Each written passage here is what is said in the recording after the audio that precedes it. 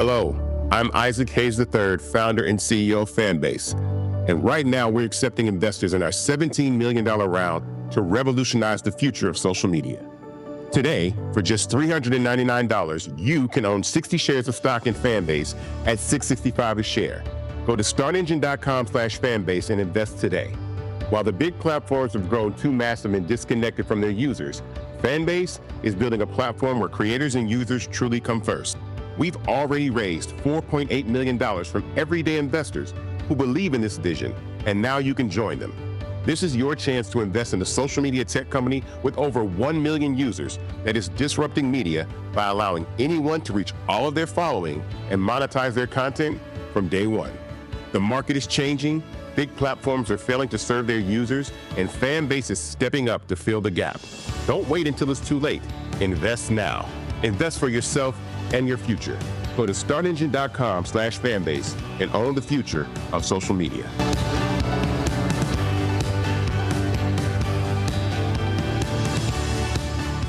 Black Star Network is here. Oh, no punches! I'm real revolutionary right now. Thank you for being the voice of Black America. All momentum we have now, we have to keep this going. The video looks phenomenal. See, there's a difference between Black Star Network and Black-owned media and something like CNN. You can't be Black-owned media and be scared. It's time to be smart. Bring your eyeballs home. You dig?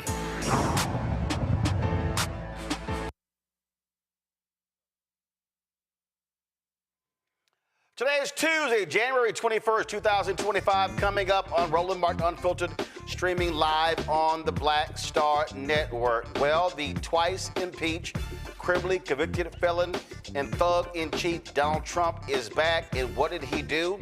He has pardoned nearly all of those domestic terrorists who tried to overthrow the government to stop the certification of the 2020 election. Forget the fact that they viciously attacked U.S. Capitol police officers and Washington, D.C. police officers on that day. It doesn't matter. He's freeing them all. We'll talk to Harry Dunn, a former U.S. Capitol police officer, about this gross disrespect to law enforcement and this lawless action by a lawless occupant of the Oval Office. Elon Musk is getting some heat for appearing to give a Nazi salute after Trump's inauguration speech. Why is the ADL protecting Elon Musk? And we've all seen minstrel shows before, and we saw a minstrel show yesterday from Detroit pastor Lorenzo Sewell, who shucked and jived his way doing a so-called prayer for the felon-in-chief. Yeah, I got a few things to say about it. Richmond, Virginia, they're experiencing a water crisis. We'll talk to the newly elected mayor about this issue. North Carolina Amazon workers are trying to unionize. I'll talk to one of the organizers about why they say it is essential. Also, tech giant Facebook, now called Meta, being questioned about platform issues affecting political content as folks search for Democratic Party or Kamala Harris, and nothing's showing up. Same thing happened on TikTok.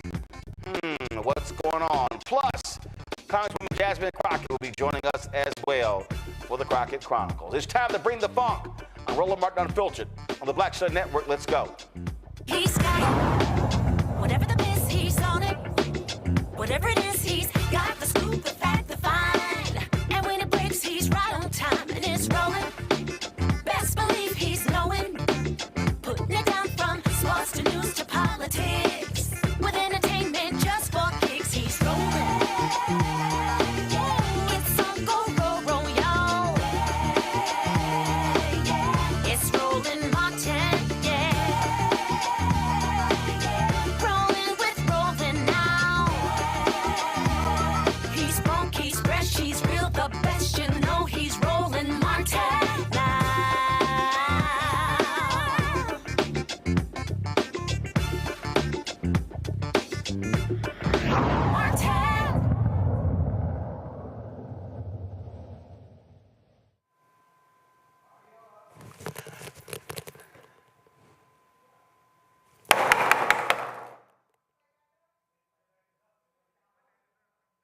Why do we pick video?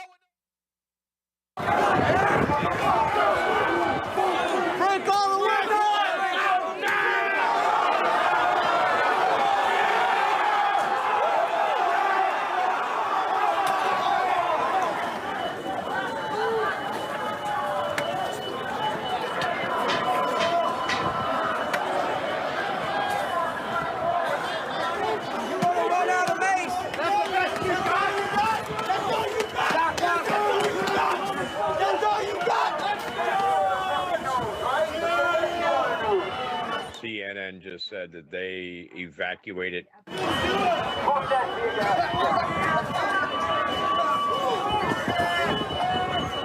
all they got! What the fuck? Let's go!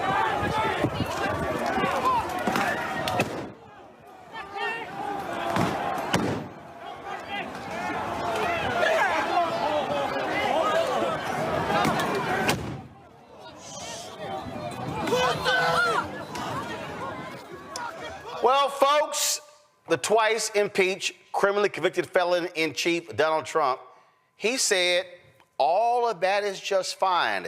Those were his domestic terrorists, his supporters on January 6, 2021. And what is one of the first things that he did when he got the power back?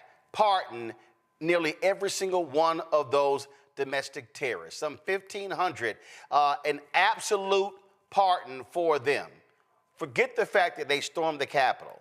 Forget the fact that they attacked numerous police officers trying to stop the certification of the 2020 election. Guess what? They now get to walk free because of the sweeping grant of clemency that he gave. Many of these people, including one of them, a Proud Boy leader who was sentenced to 22 years in prison, he is now out. He has emboldened these far-right groups and their racist, extremist rhetoric. And these organizations are they are openly calling for political violence. Yeah, that happened. And you know what also happened? An absolute show of cowardice from nearly most Republicans. Here is Trump's newly confirmed Secretary of State, former Florida Senator Marco Rubio. I hear you, but in February 2021, even you issued a statement and you said the images of the attack stirred up anger in you. The nation was embarrassed in the eyes of the world by our own citizens. How do you personally reconcile those feelings with the pardons that he did yesterday? I understand you have work to do in the job as there are many things, but on this particular issue, I'm curious about what you're thinking. Yeah, well, what I'm thinking is that I used to be a United States Senator until midnight last night, and now I'm about to be sworn in as the Secretary of State of the United States.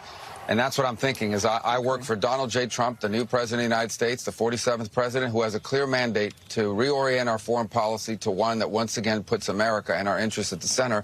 And that's what I'm going to focus on, 100%. Absolutely gutless Marco Rubio, who, of course, when the Capitol was attacked, he said, oh, my goodness, some action should be taken. Here is another gutless wonder, also of Florida. Rick Scott, when CNN asked that U.S. Senator about the same thing. So many people were unfairly prosecuted. What about those that assaulted police officers? I don't believe anybody. If you violate the law, you should be prosecuted. But what about those who assaulted police officers and then were pardoned by the president? I haven't seen any. I haven't gone into the detail. But there are those pardons that exist. I'll have to read it.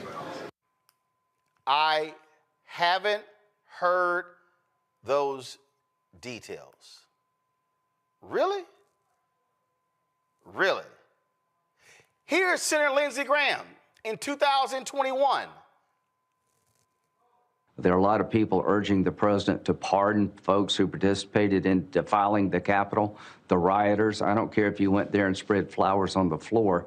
You breached the security of the Capitol. You interrupted a joint session of Congress. You tried to intimidate us all. You should be prosecuted to the full extent of the law, and to seek a pardon of these people would be wrong. It would be, I think it would destroy President Trump, and I hope we don't go down that road. Well, he did. And this is Lindsey Graham's Twitter feed. He's talking about Mexican cartels. He's talking about the Paris Agreement. He's talking about the Laken Riley Act. Let's see. He's talking about Marco Rubio being confirmed. Oh, President, look at him. The inaugural speech, heading to the Capitol for the inauguration. Oh, isn't it interesting? No profiles of courage here. Not a word from Lindsey Graham about these despicable pardons of Donald Trump. Let's see here. How about we go to, give me 1 second. I'm going to pull this up, y'all, because I know y'all going to love this one here. Mr. Law and Order, let's throw everybody in jail. He always has something to say about prisons and law and order. Who am I talking about? Arkansas Republican Senator Tom Cotton. Go to my iPad. So let's see here. Colleges that, I love this here. Colleges that tolerate pro-Hamas mobs shouldn't receive $1 of federal funding. Oh, but he says nothing about the mobs that attack the U.S. Capitol. Let's see right here. Okay, he criticized Senator Chris Murphy asking about Elon Musk and the Nazi symbol. Oh, so he makes up wild smears. Nothing about these rioters. Let's see here. Okay. Oh, more inauguration tweets. World Health Organization. More and more and more. Nothing. These are cowards. At least North Carolina Republican Tom Tillis actually had the guts to speak up. Let me just get your thoughts on the pardons from President Trump regarding. Yeah, I've got we're going through it now. Many of them probably was the right thing to do. They made a bad choice, but anybody who was convicted of assault on a police officer, I can't get there at all.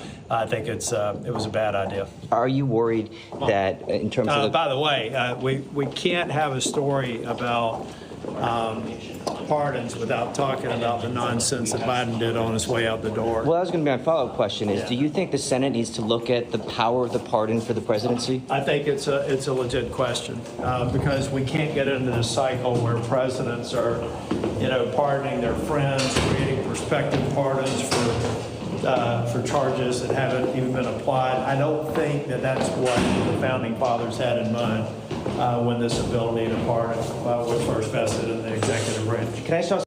Well, at least he answered the question when reporters asked other senators, like Texas Senator John Cornyn, who used to be the Chief Justice of the Texas Supreme Court. He brought up the Biden pardon, and so did other senators as well. Minority Leader Chuck Schumer, the Senate, here's what he had to say about Trump freeing these domestic terrorists. And sadly, it's a golden age for lawlessness and lawbreakers who were pardoned yesterday by President Trump. There is no other way to describe President Trump's pardon of January 6th offenders than un-American. It is so deeply un-American to do that, to pardon them. And let's be clear, President Trump didn't just pardon protesters. He pardoned individuals convicted of assaulting police officers. He pardoned individuals convicted of seditious conspiracy. And he pardoned those who attempted to undermine our democracy. It's a betrayal of the highest order of our Capitol police officers who risked their lives to keep us safe. It just is so cruel to the Sitnick family who lost a police officer. One of those folks who was there on that day, who got sentenced, this is what she said on CNN. That's the mega, I don't know how to explain it, but they have this way of demeaning you and putting you down. And that's what they've got going right now is this huge gaslighting smear campaign going on, telling me that it was a peaceful protest. I was there. I was there when they pushed those gates and those officers, and when they stepped on my head, and it was an officer that saved my life that day. Biden is right on with everything he's saying. Trump is a dangerous, and I mean dangerous, narcissist. He's a cult leader. He needs to be put in prison. He's not any different than his friend. What was that guy that just got, they're saying that he was killed himself in the prison. Epstein? Friends with Epstein? Trump is disgusting. That was Pamela Hemphill, a grandmother from Idaho, who spent 60 days in jail for the role that she played on that day. She said she is rejecting the pardon because she did commit the crime. Harry Dunn, former U.S. Capitol Police officer, joins us right now. I gotta say, Harry, I know the text groups and the group chats of you and the other officers have been burning up since last night. I don't want to hear a damn word from this thug, Donald Trump, about law enforcement and police officers and back in the blue and supporting him. When he pardoned these domestic terrorists, he literally called them hostages.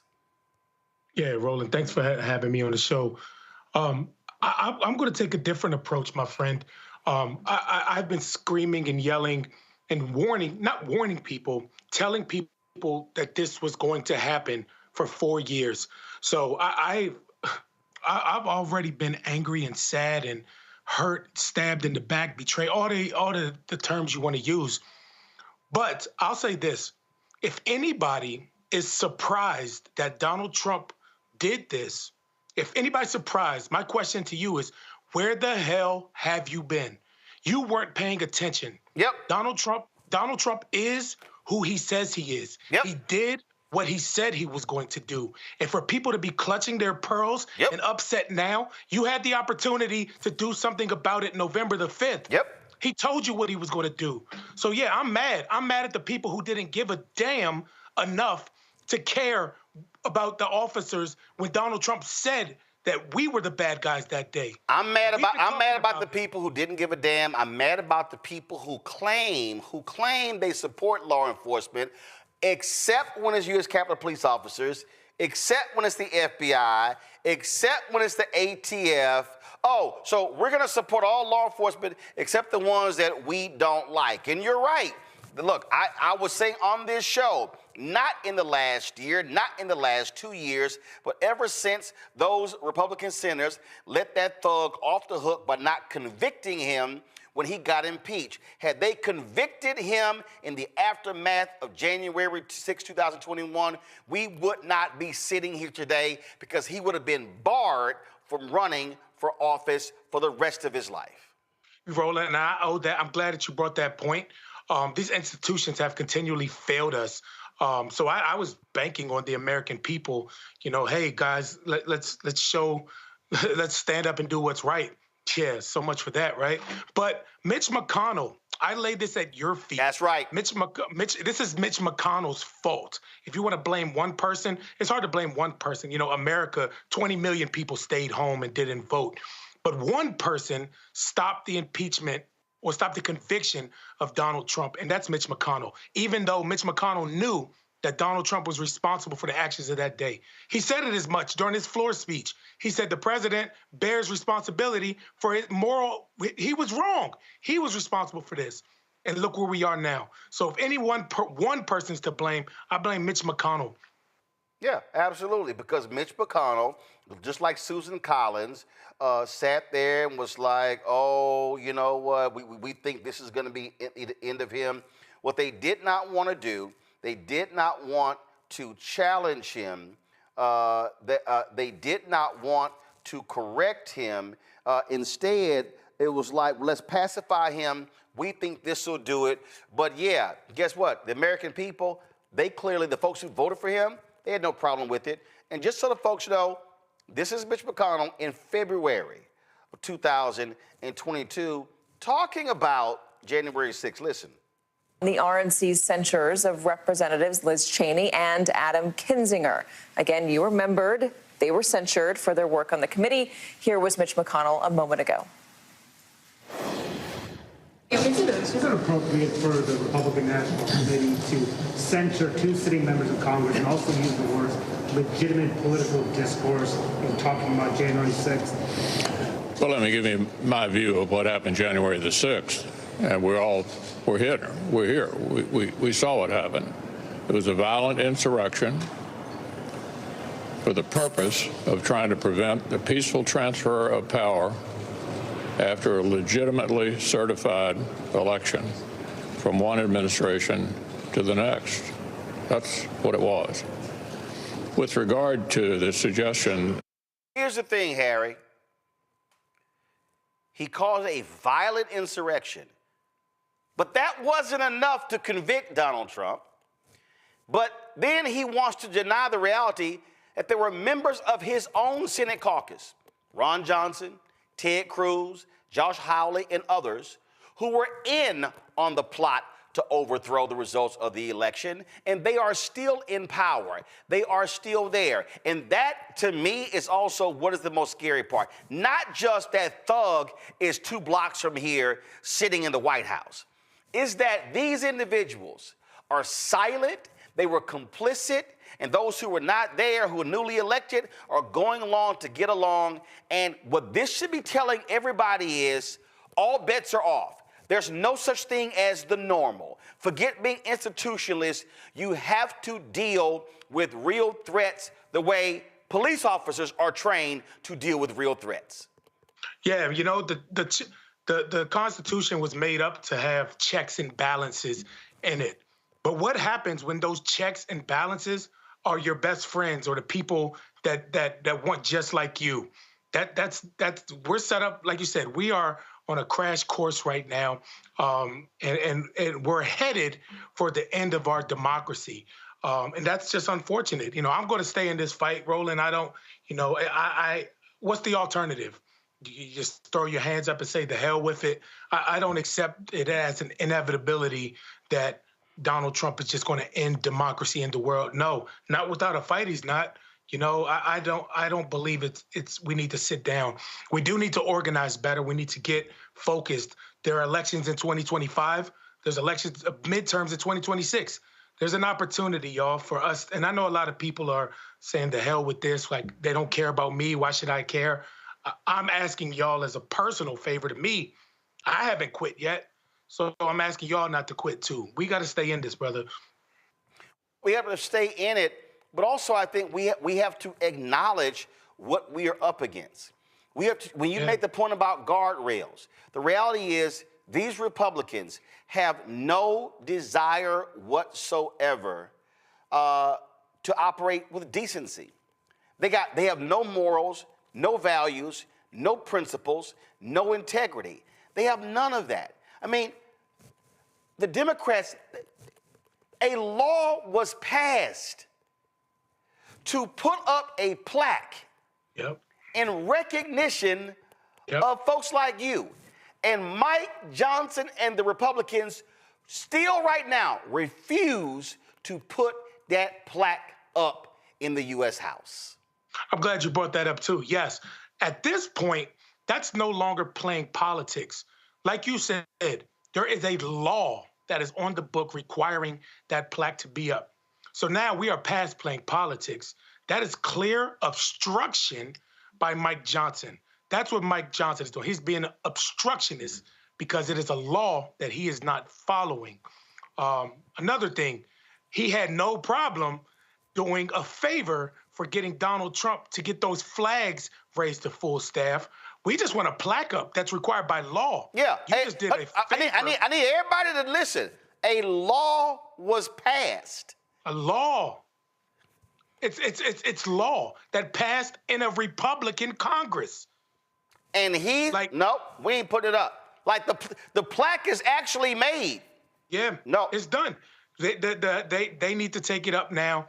And, you know, I don't know how the logistics of those work. You know, I mean, there are plenty of spaces for it, but it's a law. And every day that goes by, Mike Johnson is not putting it up. And he's in violation of the law. Yeah, I just need people to understand what we're now dealing with. And so, look, we're going to see this crap. The reality is that Thug is there for the next 4 years. But I need people to actually give a damn. I need people to actually care what's going on because you're right. He made it clear he was going to do it. And then when J.D. Vance did an interview, oh no, we're going to, I mean, people who committed violence against cops, we're not letting them out. Pam Bondi in her attorney general hearings, oh, we're going to look at every single part and case by case. What happened? Sworn in, boom. Everybody, you good. In fairness to them, well, I don't, damn fairness, but in their defense, I honestly think that they believe that. Donald Trump said F y'all, I'm going to do what I want because I can. I don't need your advice. I don't need to consult with anybody on pardons. I can do this. Donald Trump is power hungry. He's power driven. And when has Donald Trump ever taken anybody's advice? Like, never. He doesn't. And that's my point. Why are we expecting anything different out of him? Like, this is who he is. With a snake, we get mad at snakes if a snake bites you. No, you should be dumb for going around a snake. That's what snakes do. They bite you. Donald Trump is a liar. He's power driven. And that's who he is. We should be upset at ourselves if we expect anything else but a liar in chief out of him. That's it. Absolutely. Harry Dunn, man, we appreciate it. And, it's unfortunate that these Republicans in MAGA claim to support law enforcement, but don't support Capitol police officers and metropolitan police officers. They don't care. They will never care. And hopefully people realize how crude and pathetic these people really are when it's time to go to the polls again. Yeah, I hope so, brother. Thanks for having me on, my friend. I appreciate it. Thanks a lot. Folks, we talk about, listen, on this show, we tried to tell you. We got T-shirts that says, we tried to tell you, FAFO 2025. Every single day, we kept warning people about this. We kept warning them about Project 2025. We kept warning this. Look, we ran this ad for the Lincoln Project that spelled out explicitly what will happen when this con man, when this thug, actually returns to the Oval Office. November 5th, 2024. Donald Trump defeats a divided and dispirited Democratic campaign. On January 20th, 2025, Donald Trump is sworn in as the 47th President of the United States. Unfortunately, he keeps his promises. Trump seizes control of a divided government, signing hundreds of executive orders implementing Project 2025. Trump replaces over 50,000 civil servants with hardline MAGA loyalists. The federal oath of office now requires declaring loyalty to the president, not the Constitution. Protected by the Supreme Court's grant of total immunity for official acts, Donald Trump orders the Department of Justice to arrest members of the January 6th Commission, current and former DOJ employees, and political opponents for treason, election interference, and conspiracy. He declares it to be an official act. Trump ends birthright citizenship by executive order and turns millions of American-born citizens into illegal aliens overnight. Mass deportations begin. Hundreds of thousands, including legal U.S. residents and American citizens, are imprisoned in newly built camps. Protests erupt. Trump addresses the nation from the Oval Office, invoking the Insurrection Act and declaring the protesters a danger to American sovereignty. He orders the National Guard to use deadly force to suppress the protests. In the wake of the bloody violence, Trump declares nationwide martial law, awarding himself new powers under the freshly signed American Sovereignty Protection Order, which defines protest of immigration policies as non-protected speech and a threat to national security. Governors in New York, California, Illinois, and elsewhere declare their opposition, promising to refuse compliance in their states. Trump orders their arrests. Trump pardons every January 6 attacker, including those who assaulted the police, and in a White House ceremony issues a new presidential medal honoring them. Many are given jobs in his administration. The Department of Education is renamed the Department of American Values and mandates a nationwide Christian nationalist curriculum for all schools receiving federal aid. Trump, joined by Speaker Mike Johnson and evangelical leaders, announces that the Department of Health and Human Services has reclassified mifepristone, making it illegal to distribute or prescribe, as well as new HHS regulations that make IVF treatments impossible to legally administer. Trump reverses one campaign promise by declaring a national abortion ban by executive order. Challenges to his authority are rejected by the Supreme Court, which has seen new appointments from Trump after it was expanded to 12 justices. He signs an executive order removing abortion records from HIPAA privacy regulations and announces a new federal data sharing program so states can monitor women's periods. Thousands are detained while crossing state lines under suspicion of seeking an abortion. Trump's acting Secretary of Defense, a disgraced ex-general, fires over 400 generals and admirals, leaving the military leaderless. Other Trump appointees purged the ranks of the CIA, FBI, and Department of Justice. By executive order, Trump withdraws the United States from NATO and ends Pentagon cooperation with Ukraine. Russian tanks enter Kyiv. Vladimir Zelensky is killed. It is announced that Trump will run for a third term, claiming he was unfairly cheated in the 2020 election. His Supreme Court ultimately agrees with this interpretation, paving the way for Trump's 2028 re-election.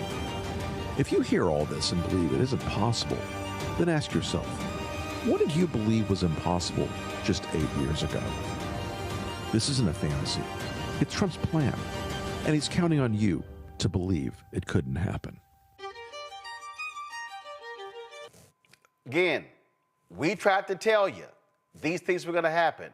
We told you this man was petty. We told you he was shameful. We told you he was pathetic. And guess what? Some of y'all still voted for him. And so for the people who are like, oh my God, I can't believe this. Why? The thug literally said it.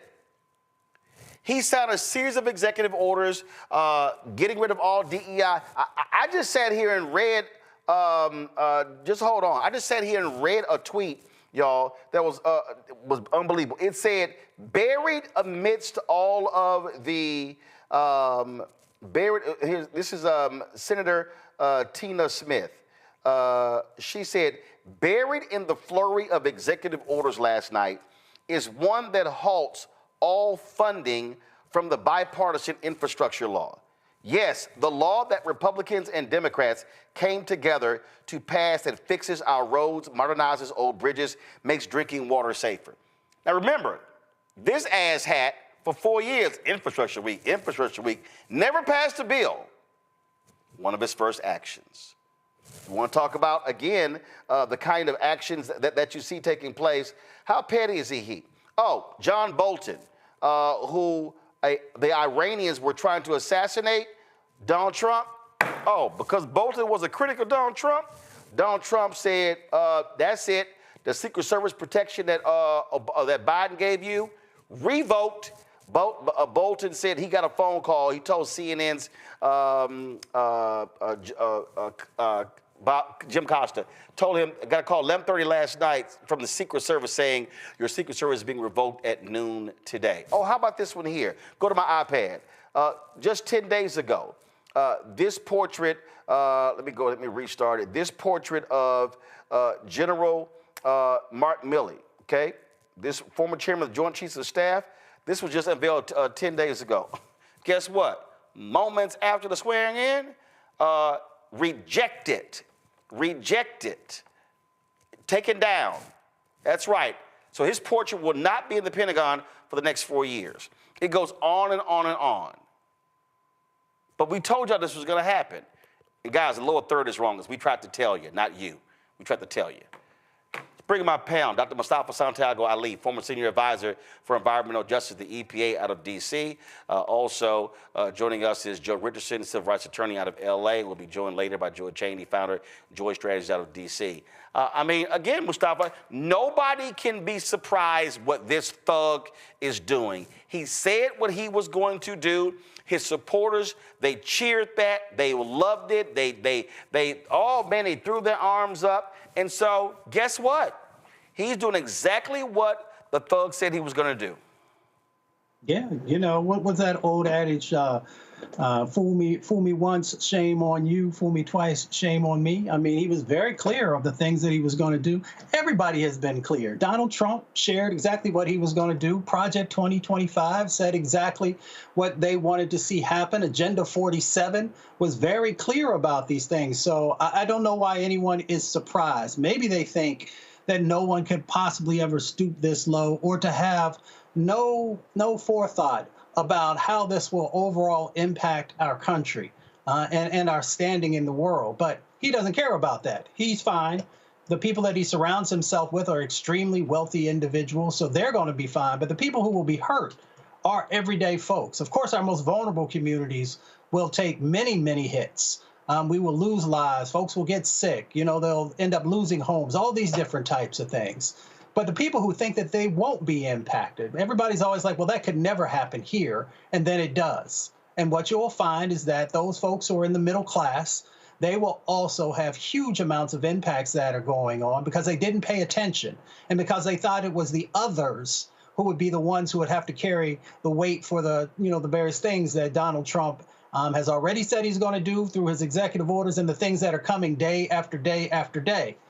So, unfortunately, you end up getting what you don't, what you don't vote for or what you vote for. For those who sat on the couch and didn't vote, you get it too. And for those who actually went out there and cast their vote for somebody who's told you that he doesn't care about your communities and he doesn't care about the future for your children, now you've got to actually deal with that as well. Joe?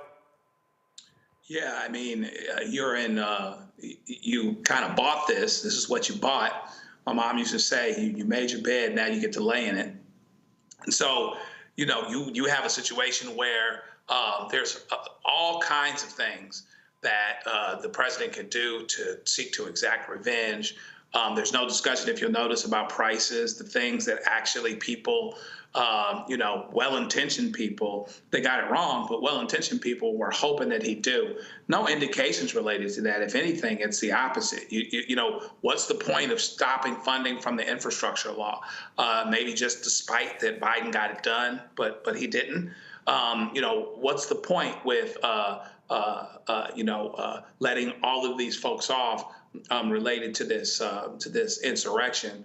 Well, just letting the folks off that went along with him and did basically what he told them to do. And so, yeah, this is just the beginning, and you're going to have to kind of fasten your seatbelts because there's no way that the things that he is doing are not going to affect regular people. There's no way that you could actually think you could actually stand next to Donald Trump, whether you're the administration or whether you are a citizen that voted for him, and really think with certainty that he would never do something that has the potential to hurt you, if not devastate you. And that's just kind of where we are, and people are going to have to find out the hard way. Oh yeah, they're gonna find the hard way. And again, I'm not shocked when it went down yesterday. It's not like people were texting me in group chats. They were going, all 1,500. I was like, oh yeah, sweeping pardon, full, absolutely. And Lincoln Project is right. Oh, don't be shocked if this man invites them to the White House for a big lawn party. Don't be surprised. Hell, he might literally give all of them the Presidential Medal of Freedom. I wouldn't put none of that past him, Mustafa, because this is his army. These are his thugs. This is his militia. And people need to be concerned because what he's saying is, if people do harm in my name, I'm going to hook them up. Well, he's got to feed the base, right? So, he's got his soldiers, right, that are out there. These folks, these insurrectionists, so of course we know are domestic terrorists. He has got to continue to feed the base. So, yeah, congressional medals, but he's got to also continue to do the most outrageous things because that is what they signed on for and what they expect from him.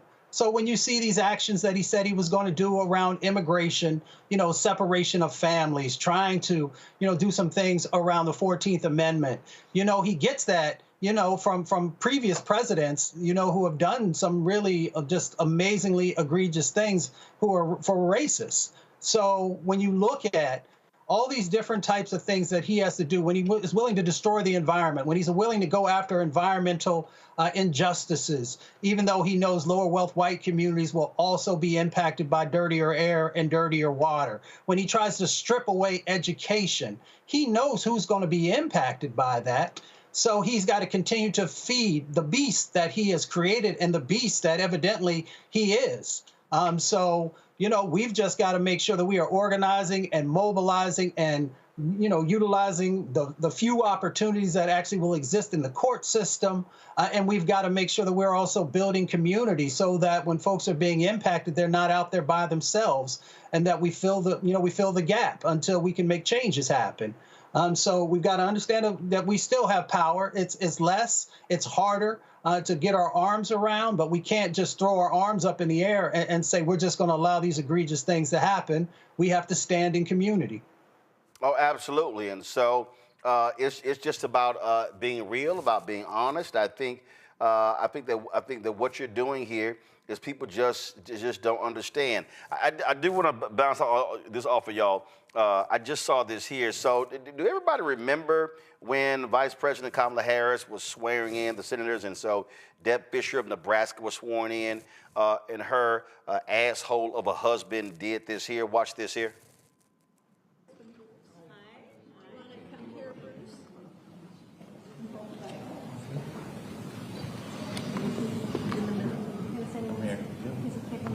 In the middle, scoot over a little. No. It's okay. Yeah, we're right. Don't worry.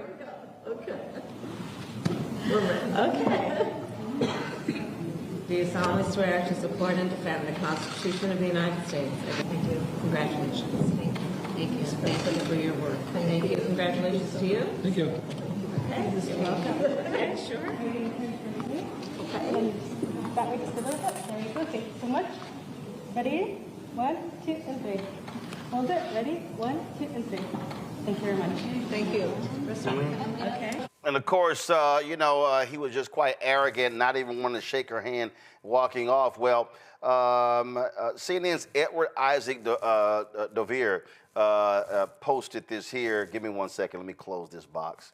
I saw this story and I said, ooh, I just love this here. Headline, go to my iPad. At White House tea, Imhoff rebuffed the man who didn't shake Harris's hand.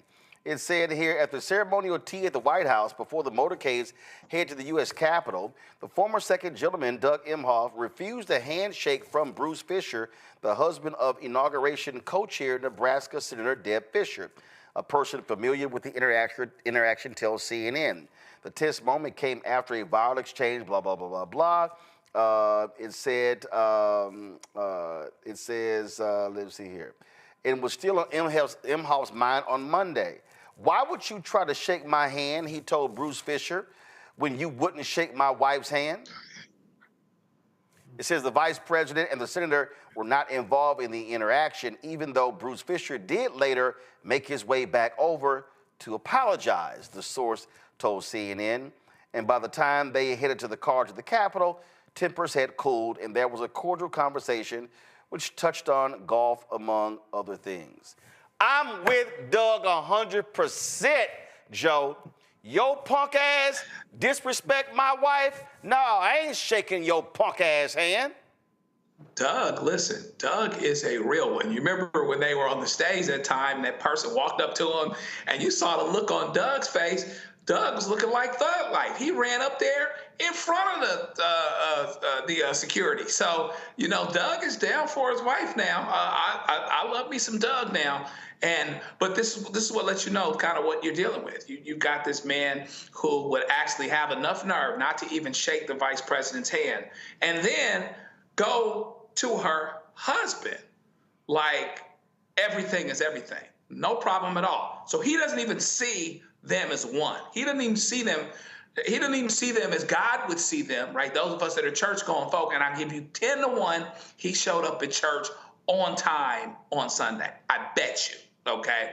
So this lets you know kind of what we're dealing with. But I'm glad that Doug was down for his wife like that. That's the way we all should be. The only thing I guess he could have done is I guess he could have punched him or something, but he was acting cool. But he asked him, why would I shake your hand when you wouldn't shake my wife's hand? So I appreciate that, but it lets you know what it is that we're dealing with. You try to do things. This woman's been vice president for 4 years. She's done what she's done professionally. She's probably forgot more about politics than this man knows. And this man somehow believes that he shouldn't be shaking his hand and shaking her hand and embarrassing his wife that way. Here's my whole deal, Mustafa. I ain't down with the bullshit. That's how you want to roll now, bro. You ain't come and shake my hand. It ain't gonna happen. See, I just don't believe in normalizing this crap. I don't believe that you get to show your ass and I then have to be the one, it's decorum and the way things are supposed to be. Nah, Mustafa, those rules are gone. Those days are gone. These people, just like Trump sat here, apparently he called inspirational the letter that Joe Biden left him in the drawer. Did Trump leave a letter for Joe Biden? when Trump came to the White House, oh, I'm sorry, I don't recall that meeting taking place after the election in 2020. Oh, Trump's punk ass, along with Melania's trifling ass, didn't even come to the inauguration. See, I'm sorry. Look, there are other people who are like, oh no, from a president, it's the institution, we must do these things. No, Obama and Hillary Clinton and Bill Clinton coming to the inauguration, and Trump's old trifling ass people are booing them from the rafters. Gross disrespect. These folks don't show respect, but always want somebody to give them respect. Yeah, that's because folks let them punk them all the time. You know what time it is. I mean, if you grew up in the streets, you already know if you let somebody punk you one time, they're going to come back and do it again and again and again. And each time they're going to try and take more of your dignity, more of your soul, more of your resources, whatever it might be. And that's why I appreciate Michelle Obama, because she said, you know what, I'm not even dealing with this foolishness. If y'all want to go ahead and play them silly games, then you go right ahead. You know, and the other part, too, is I appreciate Doug, too, because if you step to my family, we're going to have a problem. So I'm glad that it didn't escalate to that, because, as my mother would say, just because somebody is uncouth doesn't mean that you have to be. But, you know, I believe from my daddy's side, sometimes you just got to hem somebody up and let them know what time it is. I'm letting you know my ass petty. I'm petty. I'm going to give you all of it back. I done told y'all the story when I was at the TV anchors meeting when the thug was there last time. And when he came into the room, all the TV anchors moved towards him. Mr. President, Mr. President, Mr. President. They were shaking his hand. I was sitting there. I was that Simpson meme. I fell back into the bushes. And he had to come my way. And I'm like, listen, I said, when he come to me, I said, I can't call him Mr. Trump. I said, Mr. President. Then I'm like, I can't call him Mr. Trump. So when he finally got to me and stuck his hand out, oh, good to see you. I went, hi. That's all he can get from me. I'm sorry. I'm not going to give you that respect that you have not earned when you disrespect the office on a consistent basis. So folk need to understand we're going to see a whole bunch of this nonsense over the next 4 years, but that's what we're dealing with. But this is also what happens when a lot of y'all sat y'all ass on the couch and didn't vote. And even in places where Vice President Kamala Harris won, like in Virginia, a whole bunch of people still sat their ass on the couch.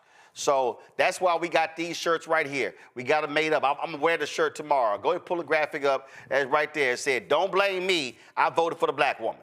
So if y'all want to get that shirt, y'all can go to rolandmartin.creator-spring.com or go to the Black Star Network to get y'all merchandise. But don't blame me. I voted for the black woman. I see my next guest is laughing at that. Richmond, Virginia's water treatment plant failed has led to a boil water advisory, leaving thousands without access to clean water. The new mayor, Dr. Danny Avila, has been spending his initial days in office addressing this long-standing problem. He joins us right now. Mayor, I say you got a kick out of that shirt there.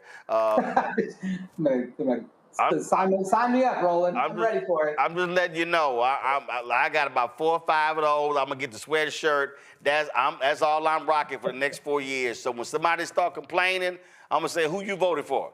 And if they say they voted for Trump or they didn't vote, I'm the wrong one.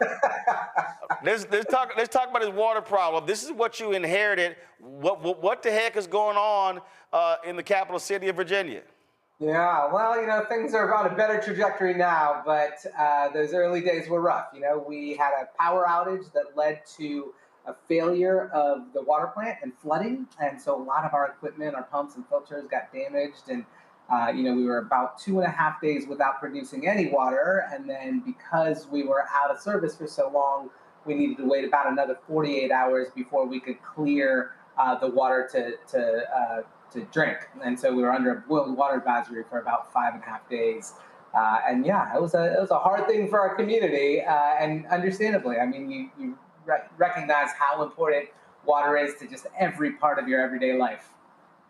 Well, absolutely. And so you lost power. Now, so, you know, how are you assessing those, you know, critical city services so you don't run into this problem again? Yeah, I think one of the realities of our city is that it's an old city. We celebrated a 100-year anniversary this past year in our water treatment plant. But part of dealing in an old city is making investments, ongoing investments in that infrastructure, and that's something that we've done to some extent, but probably not to the extent that we needed to. And so we'll understand more of that as we go through our after action report. We have signed a contract with an engineering firm who's going to come in and kind of do a head-to-toe look at what happened on the morning of January 6th here in Richmond, and then what happened in the subsequent hours, and how did we end up in the scenario that we were without water for 5 days. And I think the after-action report will tell us a lot. It'll tell us probably a lot about aging infrastructure, about maintenance that we hadn't been doing, about a culture of emergency preparedness and responsiveness that we really need to bolster as we come out of this. So eager to see what they say. It'll probably be a couple weeks before we have the round one of that analysis, but I think there'll be a lot for our community to talk about, and hopefully for our city council and state legislature to say, okay, we've got to make some ongoing investments here for critical pieces of our infrastructure.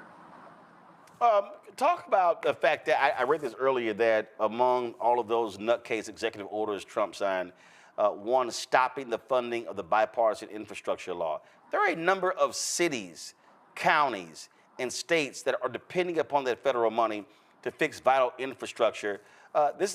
Trump didn't do anything in 4 years to pass an infrastructure bill, and so now he's playing around with the money and being petty, and guess what? This may hurt lots of places, including places that voted for him. Yeah, that's right. I mean, I think the funding that the federal government has provided through that infrastructure law has really helped communities, and I think we had hopes, and we're doing some work to really pull down federal funding because, we are an old city. And so you take this water crisis as one example, but we needed another $500 to $600 million to fix our combined stormwater overflow if we want to keep our river healthy. And so there's funding for the sewer stormwater, there's funding for our roads, for bridges that are reaching the end of their life. And so infrastructure has to be something that our federal government continues to invest in local communities, because people's safety, health, and well-being are at risk. Absolutely. Well, listen, hopefully things get sorted out there.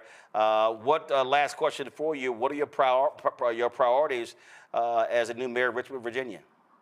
Yeah, well, they're a little different now, Roland. I don't think infrastructure was at the front of mind when I came into this job 2.5 far. The number one issue that came up on the campaign trail. And so we really need to look at how are we stewarding city land? How are we using innovative tools? How are we incentivizing more development in our city? Because more housing is going to create more opportunities, both for market rate housing, but it's also going to bring down the prices of housing across the board, right? More housing is better for everybody, but we also need to make sure that we're creating more affordable housing for those at the lower end of the socioeconomic spectrum, those making 0 to 30% of the area median income. So affordable housing, really focusing on city services, on improving the customer experience, on improving efficiencies within city government. I think a lot of folks want and demand more from their local governments, and so we've got to be really thoughtful about how we're reaching our customers and our end users and making sure that they have trust in the government that their tax dollars are funding. And then, the other big issue for every community is schools, investing in K-12 education, both in old, aging infrastructure, but also as schools are being dependent on more and more for mental health services, social services, food. We really need to make sure that we are coming alongside our schools to meet all of the needs of our population. And now, really in the wake of this water crisis, is taking a hard look at our aging infrastructure across the board and making sure that we are making the ongoing investments we need so that another crisis like this doesn't happen. All right, then. Mayor, I surely appreciate it. Thank you so very much. Good luck. Thank you, sir. Take care. All right, folks, going to go to a quick break. We come back. We're going to talk about Amazon workers who are trying to unionize. Also, why is the ADL protecting Elon Musk after making a clearly Nazi salute? Also, Did y'all catch that minstrel show at the inauguration? I was not watching that planned inauguration, but I do have a few words to say about that minstrel show we saw from that pastor out of Detroit, because he sure was smiling a whole lot for his new boss, Donald Trump. We'll discuss that on Roland Martin Unfiltered on the Black Star Network. What's up, y'all? Look, Fanbase is more than a platform. It's a movement to empower creators, offering a unique opportunity for everyday people to invest in Black-owned tech, infrastructure, and help shape the future of social media. Investing in technology is essential for creating long-term wealth and influence in the digital age. The Black community must not only consume tech, we must own it. Discover how equity crowdfunding can serve as a powerful tool for funding Black businesses, allowing entrepreneurs to raise capital directly through their community through the Jobs Act.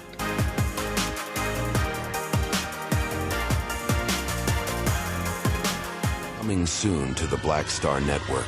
But y'all, when you're on that stage, or when you're and you're seeing 2 and 3 or 4 generations in the audience, that's got to speak to you about the power of what y'all have become. Oh, most definitely. I think we were doing our show before our break, and remember, I was watching this kid. I could not take my eyes off him because he was about 9 or so. He was sitting in the front row with his over on the right hand side. Yes.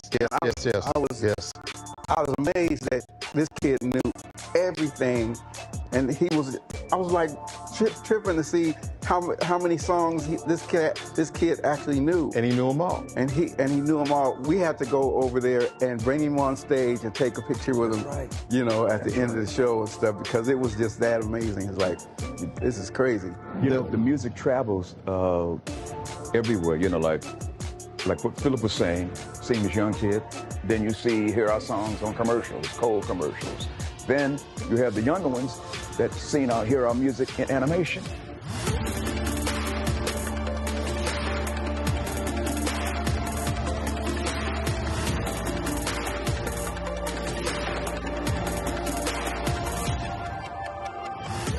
On the next A Balanced Life, we talk about how to get in touch with your feelings, emotions, how to find your North Star, and how to move your life along. Because oftentimes what we'll do is we'll accept what the world says about us as the truth and how we see ourselves, which that could be completely contrary to what the Word of God says about who you are. That's on the next A Balanced Life here on Black Star Network.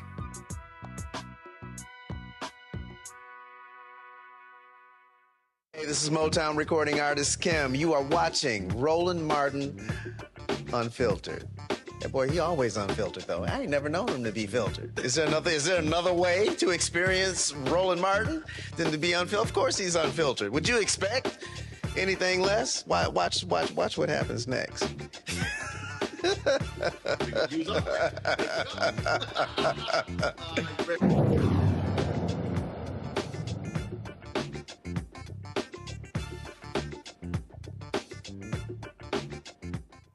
Amazon workers, known as Carolina Amazonians United for Solidarity and Empowerment, they've successfully collected more than 30% of the union authorization cards required to hold a union election at the Fulfillment Center in Garner, North Carolina. Ryan Brown from the organization is here to talk about that. Ryan, glad to have you here. So, all right, how long have you all been trying to get these cards in order to call for this election? First of all, thank you, Brother Roland, for having us on the show. I'm a huge fan of yours. I've read your book, White Fear, and we've been collecting cards we're not collecting cards, but we've been organizing for 3 years. And on the 3rd anniversary of the birth of calls, that is when we filed for an election and met an agreement with Amazon for an election, which was January the 7th. So, and look, we see there have been issues in other places. Amazon workers, I believe, was in Mississippi or Alabama, were trying to unionize, and that did not happen. What will it take for this to be successful? And how many people, first of all, are working at this fulfillment center, and how many votes do you need? Thank you. So we have roughly 4,700 workers in the Garner, North Carolina facility. This facility is a building that is probably 75% workers of color. Amazon, they are predators of Black and brown communities. 70% of their warehouses are strategically placed in low income and neighborhoods and where they can find cheap labor. And to win this election, this is going to be just a 51%. Whoever reaches 51% wins the election. But it's going to be a collective effort for the community as well, because everyone in America probably knows at least some person who has at least worked at an Amazon facility. So, look, I mean, Amazon, according to its critics, have played dirty when it comes to stopping people from unionizing. Are y'all prepared for the battle that you no doubt are going to face? We have experienced all of the union busting tactics that Amazon has thrown our way. It is in their DNA to be very brutal with their union busting. One of the things that has given us advantage is that for 3 years we've been able to prepare, we've been able to study, and to get ready for the battle ahead. Right now, this is actually the easy phase of the campaign. If we win, that's just the first phase of the battle. The hard battle, the hard fight, comes when we have to get this Goliath to his knees and bring it to the negotiating table. Questions for my panel. Joe, you're first.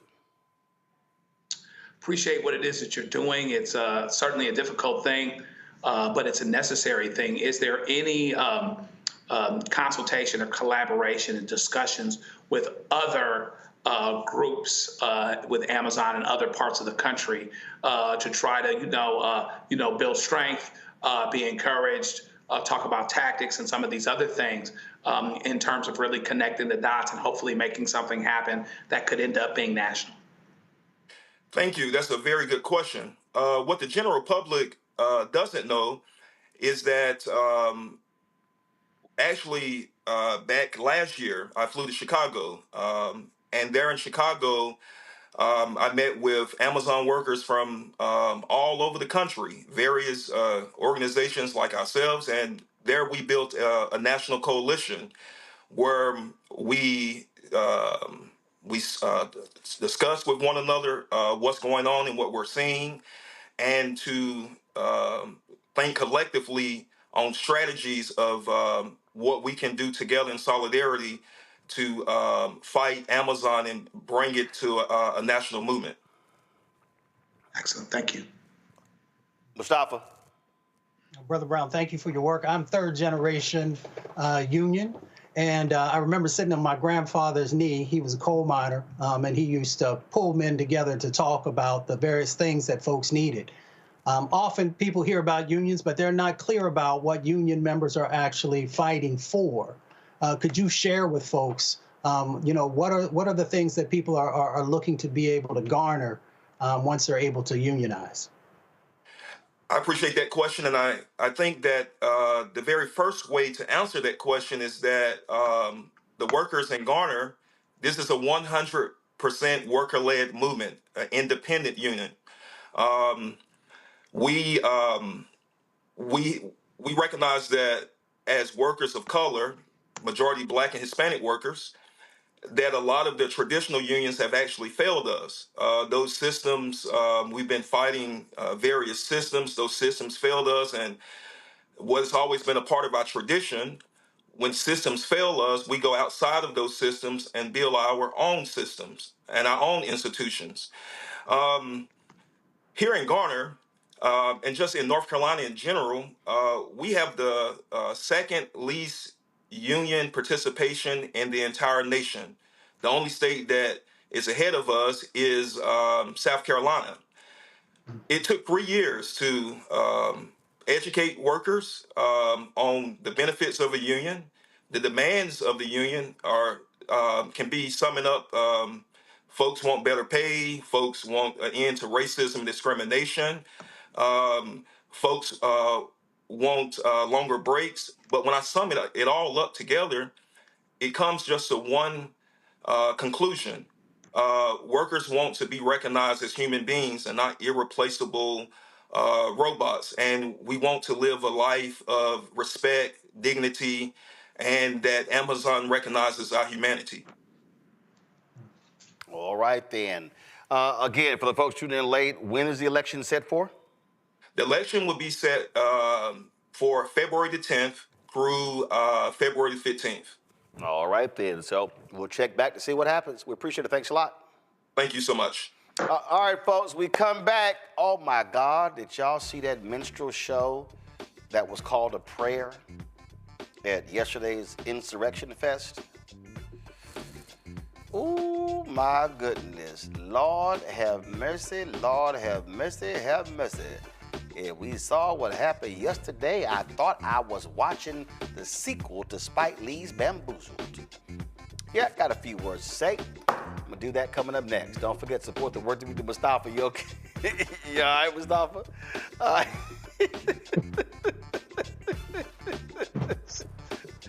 That's right. I don't know what we gonna do, boss, but I'll be right here for you. All right, y'all, we're gonna discuss that next. Support the work that we do. Join our Bring the Funk fan club. If you want to give via Cash App, do so with the Stripe QR code. It's right here. If you're listening, go to blackstarnetwork.com.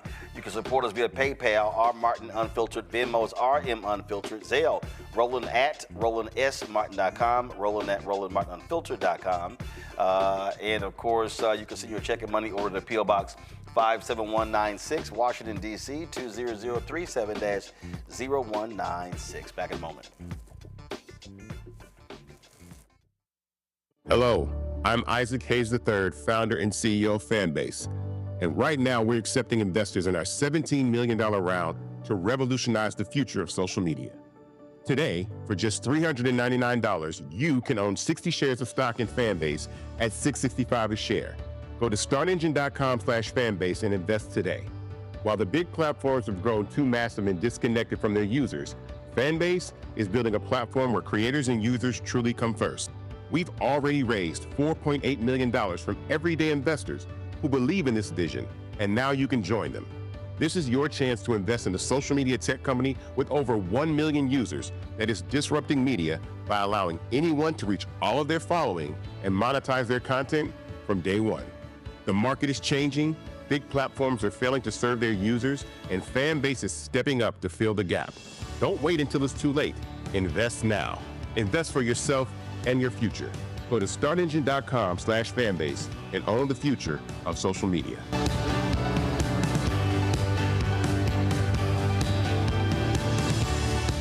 Next on Get Wealthy with me, Deborah Owens, America's Wealth Coach, women of color are starting 90% of the businesses in this country. That's the good news. The bad news, as a rule, we're not making nearly as much as everyone else. But joining us on the next Get Wealthy episode is Betty Hines.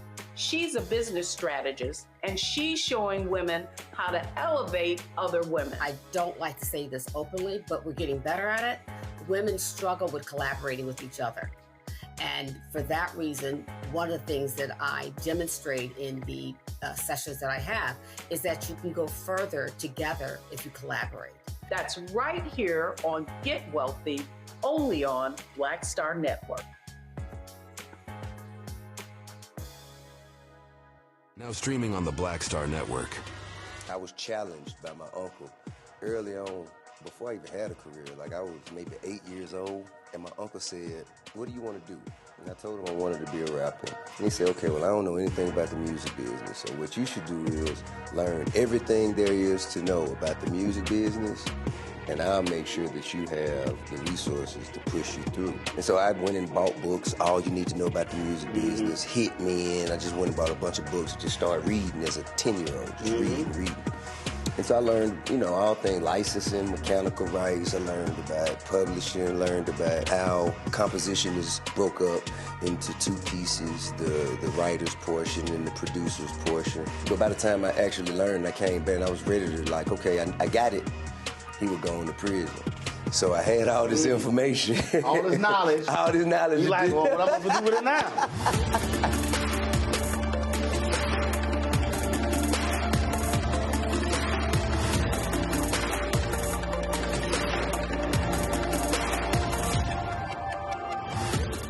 Now that Roland Martin is willing to give me the blueprint, hey, Cyrus, I need to go to Tyler Perry and get another blueprint because I need some green money. The only way I can do what I'm doing, I need to make some money. So you'll see me working with Roland. Matter of fact, it's the Roland Martin and Cheryl Underwood show. Well, should it be the Cheryl Underwood show and the Roland Martin show? Well, whatever show it's going to be good.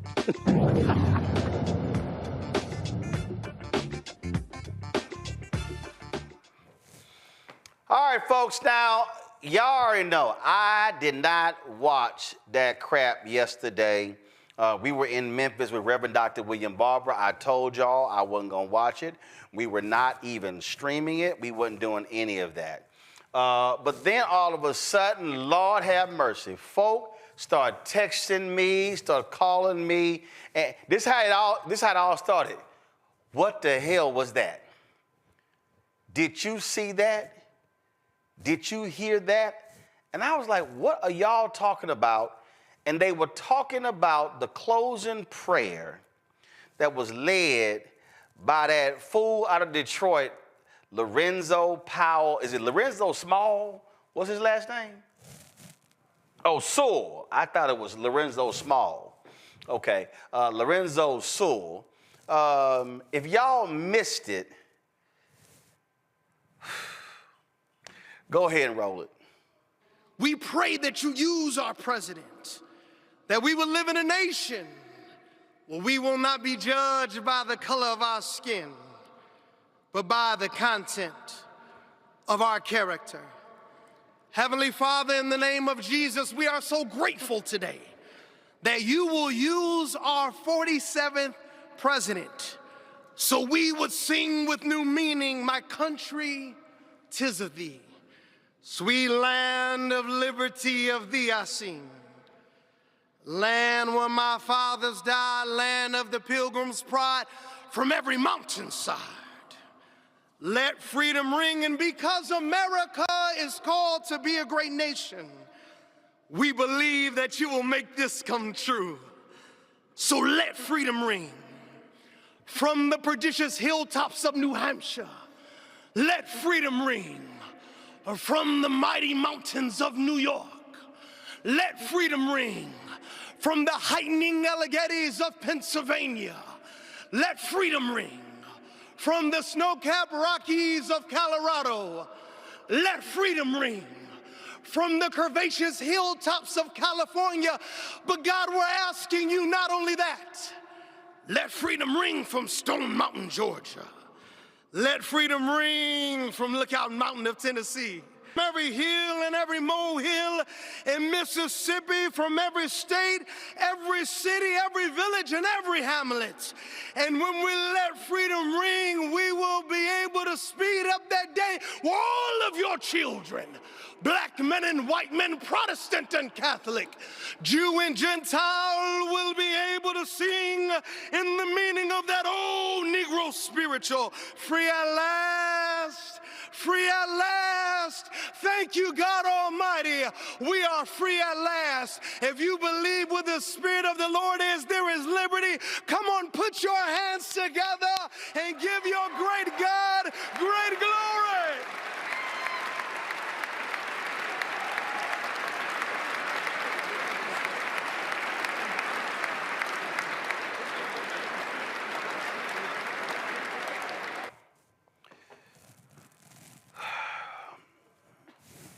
You know what I can't stand?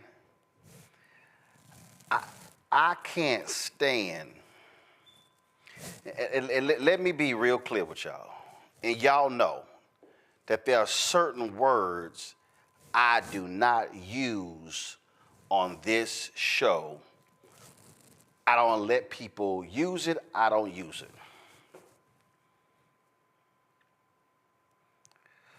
But that absolutely was a Sambo impersonation. That was a minstrel show. That was a damn abomination where that ratchet ass so-called preacher would dare use the words of Reverend Dr. Martin Luther King Jr. that he delivered on August 28, 1963 at the March on Washington for Jobs and Freedom, that he would bastardize those words at the behest in a prayer for a fake Christian, for a man who is atrocious and pathetic. And see, what's even more, and the reason I say bastardized, because this so-called preacher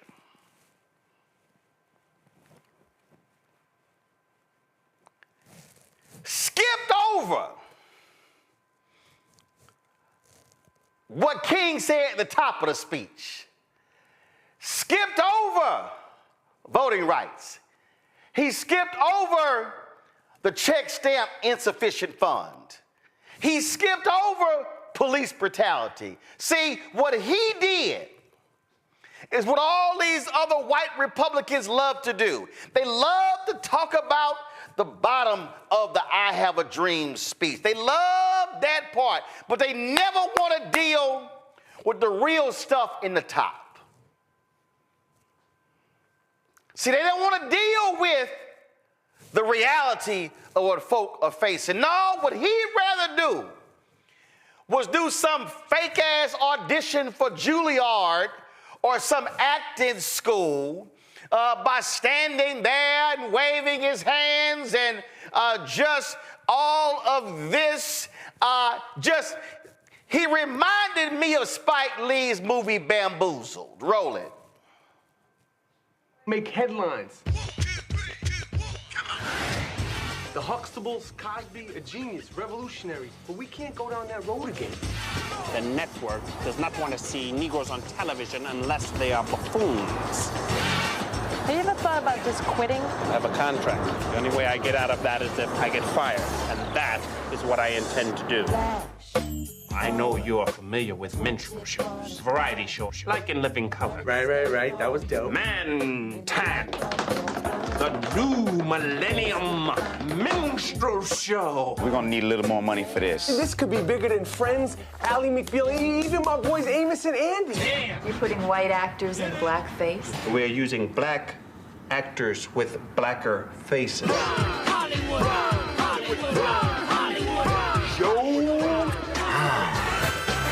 This fall. Right on, man. Yeah, great show. You won't believe what's coming to your television. Sleep and Eat and Mantan are lazy and unemployed. Do your stuff. But we are certainly not saying anything about the entire African-American community. What's sweeping the nation. And what's coloring the way you see the world. Yo, we can't let this injustice go by, man. Not this time, man.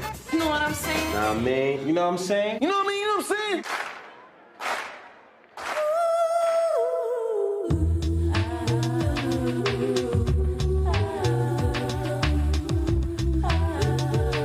You notice that everybody white want to be black. How about raising up? They all act better, sound better. When are you going to come into the light? The light. The light. Your hands are just as bloody as mine. Cousins, I want you all to go to your windows. We talking about revolution. Go to your windows and yell out, I am not going to take it anymore!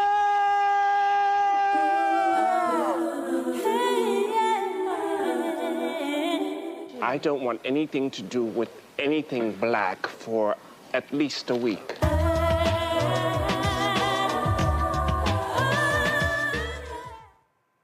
He was Mantan. That's what that was. I'm just out here doing my shuffle for the white folk. There have been black pastors who have given prayers at Republican inaugurations before. 2005, Houston's Kirby John Caldwell gave a prayer. This is what a black preacher looks like giving a prayer at a Republican inauguration. O Lord God Almighty, the supply and supplier of faith and freedom, how excellent is your name in all the earth. You are great and greatly to be praised. O God, as we conclude this 55th inaugural ceremony, we conclude it with an attitude of thanksgiving. Thank you for protecting America's borders. After all, as the psalmist reminds us, unless you, O God, guard the territory, our efforts will be in vain. Thank you for our armed service personnel. And it is with unswerving thanksgiving that we pause to remember the persons who have made the ultimate sacrifice to help ensure America's safety. Thank you, O God, for surrounding our personnel, their families, their friends, and our allies with your favor and your faithfulness. Deploy your host from heaven so that your will for America will be performed on earth as it is already perfected in heaven. I confess that your face will shine upon the United States of America, granting us social peace and economic prosperity, particularly for the weary and the poor. I also confess, O God, that each American's latter days will be better than their former days. Let it be unto us according to your word. Rally the Republicans, the Democrats, and the independents around your common good so that America will truly become one nation under God, indivisible, with liberty, justice, and equal opportunity for all, including the least, the last, and the lost. Bless every elected official right now. Oh God, I declare your blessings to shower upon our President George W. Bush. Bless him, his family, and his administration. I once again declare that no weapon formed against them shall prosper. And God, forgive us for becoming so ensnarled in petty partisan politics that we miss your glory and flunk our purpose. Deliver us from the evil one, from evil itself, and from the mere appearance of evil. Give us clean hearts so that we might have clean agendas, clean priorities and programs, and even clean financial statements. And now unto you, O God, the one who always has been and always will be, the one King of kings and the true power broker, we glorify and honor you. Respecting persons of all faiths, I humbly submit this prayer in the name of Jesus Christ. Amen. See, that's called a prayer. What we saw by that fool, Lorenzo Sewell, was just complete and utter trash. Ben Watson, conservative brother, Ben tweeted this: Lorenzo Sewell is a complete disgrace. He should be ashamed of himself. What an embarrassment. He's absolutely right. And y'all, he made it worse. He made it worse because after he stood up there looking like a damn fool with his minstrel show, he then comes on social media to announce he's getting his own coin, his own meme coin, whatever the hell they call them, the latest fraud scam of Trump and his cohorts. Listen to this. I need you to do me a favor right now. I need you to go buy the official Lorenzo Sewell coin. I want you to be able to see politics become manifest, not just in a way where we're praying over political gatherings, but where we're seeing us become the hands and the feet of the Lord Jesus Christ. Would you help? Now, y'all notice, you notice in that despicable mocking of Dr. King, this, in that minstrel show, Lorenzo Sewell made no mention of Jesus and the poor. Lorenzo Sewell made no mention of the least of these. Lorenzo Sewell made no mention of Democrats and Republicans coming together to do what's right for the American people. No, what he did was give a minstrel performance for the ages to the world. That's what he did. But see, he didn't have the dignity nor the biblical understanding nor the gravitas nor the common sense of Bishop Marion Edgar Budd, the bishop of the Episcopal Church Diocese of Washington, D.C., because, see, today they had a national prayer service, and in her prayer, this is what she said to Trump and Vance and others assembled in the National Cathedral. Let me make one final plea, Mr. President. Millions have put their trust in you. And as you told the nation yesterday, you have felt the providential hand of a loving God. In the name of our God, I ask you to have mercy upon the people in our country who are scared now. There are gay, lesbian, and transgender children in Democratic, Republican, and independent families, some who fear for their lives. And the people who pick our crops and clean our office buildings, who labor in poultry farms and meat packing plants, who wash the dishes after we eat in restaurants and work the night shifts in hospitals, they may not be citizens or have the proper documentation. But the vast majority of immigrants are not criminals. They pay taxes and are good neighbors.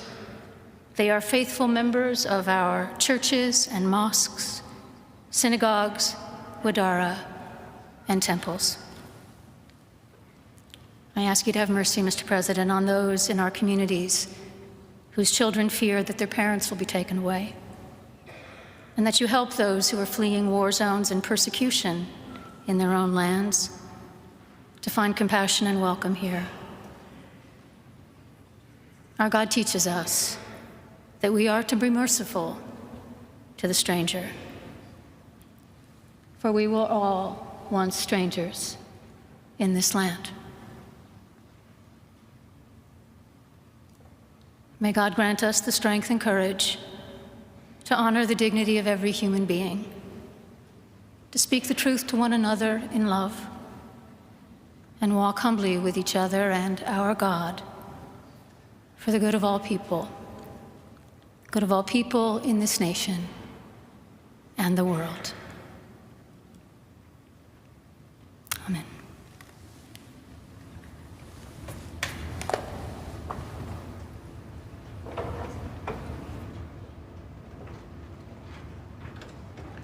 Now I want y'all to freeze it right there. Now I want everybody to watch it, put me in the 2 box. I want everybody to watch to understand something, that here's a bishop talking about being merciful, who's talking about the poor, who's talking about the hardworking. Yet She's talking about immigrants. She's talking about all of it. It's two immigrants sitting on the front row. Trump's wife, Vance's wife. Go to full screen of them. That's two immigrants sitting on the front row. Sitting behind him is his son. Sitting next to her, you see the daughter. You see that. Guess what? They are the children of an immigrant that was his first wife.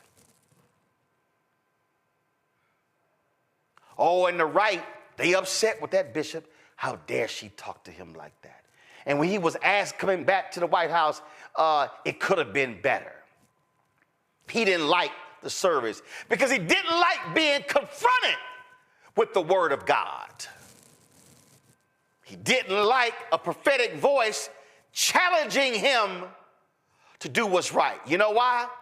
Because just yesterday, this modern version of King Saul stood up at the inauguration and chastised and condemned and just ripped apart the administration of Biden and Harris sitting right beside him. He didn't have a sense of dignity. He didn't have any morality. He didn't have any decency. He didn't put forth a vision of the nation moving forward. Talked about how awful and degrading and how bad things have been. That's because he is not a Christian. He is not a moral man, because if you actually know the word, if you actually go to church, by the way, no president has gone to church more than Joe Biden. If you understand the power of the word, then you would have never, ever said this. Go to my iPad.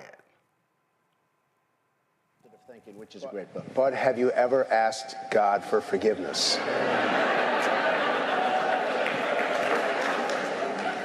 I'm not sure I have. I just go and try and do a better job from there. I don't think so. I think if I do something wrong, I think I just try and make it right. I don't bring God into that picture. I don't. Now, when I take, when we go in church and when I drink my little wine, which is about the only wine I drink, and have my little cracker, I guess that's a form of asking for forgiveness. And I do that as often as possible because I feel cleansed, okay? But, to me, that's important. I do that. But in terms of officially, I could say absolutely, and everybody. I don't think in terms of that. I think in terms of let's go on and let's make it right. That is a no-good heathen speaking. And all of these white conservative evangelicals, and you can throw in some black ones too, have fallen for the okie doke. And when you, I try to get my little cracker and wine as much as possible. It's called the Last Supper. Typically, it's done once a month. Catholics, it's done every week or every time you go to Mass. He don't know that. He ain't got no clue. He has no clue about asking for forgiveness and mercy. He has no understanding of grace. He doesn't know anything about Jesus dying for all of our sins, because that man ain't no lover of Jesus. He is an absolute demonic individual who is, he's an agent of Satan. And I told y'all before, if you really want to go biblical, see, really what we're dealing with, Donald Trump is King Saul. The people of Israel have been freed, and God said, I got y'all. They said, oh, no, everybody else got a king. We want a king. God said, what's up? I got y'all. No, we want a king. So he said, Samuel, okay, go ahead and give him a king. But let me tell y'all what your king is going to do to you. Let me tell you how he's going to treat you, how he's going to abuse you, how he is going to screw you over. That's all biblical if y'all go read 1 Samuel. And so then Samuel goes and he looks at the sons and he chooses the tallest and the most handsome one. And what does that punk do? He runs off. No, you can't run. I'm picking you as the king. And he was evil. Tried to kill David. Tried to break up the relationship between David and Jonathan. Donald Trump is King Saul. Because you know what America said? We want a king. Oh, we want a king. Give us a king, give us a king. So in his speech, I think that God saved me from the assassination because God wanted to make America great again. No, I think it's a little different, Don. I think God said, America, I'm going to give y'all the desires of your heart. Now, biblically, it does not mean that the desires of your heart actually means it's good. It means God will give you the desires of your heart. So America said, we don't care about January 6th. America said, we don't care about his ethics. We don't care about him grabbing women by their vagina. We don't care about his mistreatment. We don't care that he didn't pay people, businesses who did work with him. We don't care about the lawsuits. We don't care about the lying. We don't care about the mistreatment. We don't care about the degrading rhetoric. We don't care about none of that. We want a king. What did he say? Day one, I'm going to be a dictator. Well, we've already seen that. But when you stand before the world to give a closing prayer, and then what you do is literally prostitute the words that Dr. King spoke, you actually thought you were preaching. You actually thought, Lorenzo Sewell, that you were praying. No, what you were doing was you were pandering. You were posturing. You were presenting yourself to America as America's lawn jockey. And see, I said it. Those are words and phrases I don't use to describe folk on my show, but you took it to a whole new level. Your church is called 180 Church. I dare say, Lorenzo, you need to do a 180. But then again, Lorenzo, I see why you punked out and you were scared to come on this show after you had Trump at your church. I see why you ran to Fox News and others, because see, Lorenzo, you did not want to come to a place where we have reverence for the words and the actions of Dr. King. Instead, what you chose to do was make a fool out of yourself, as well as the tradition of the black church and that black preacher. Shame on you. And while you think MAGA and whatever coins MAGA tosses your way, just remember there was somebody else who got some coins for selling out Jesus. And we remember him a whole lot differently than we do the other men who followed Jesus. I'll go to my panel. Before I go to Joy, I did see this video that also quite reminded me of something. Oh, Gen X, I cannot be the only one who thought this while I was watching this fella during the inauguration. Please tell me that I'm not the only one. Take a look at this and then take a look at what I thought of. Let freedom ring from Stone Mountain, Georgia. Let freedom ring from Lookout Mountain of Tennessee. And, well, this here's what I thought of. Only God can give that woman the kind of joy she had right there. Can I get an amen? Yes! Come on now. I cannot be the only one. Please tell me I'm not the only one. Oh, Janet.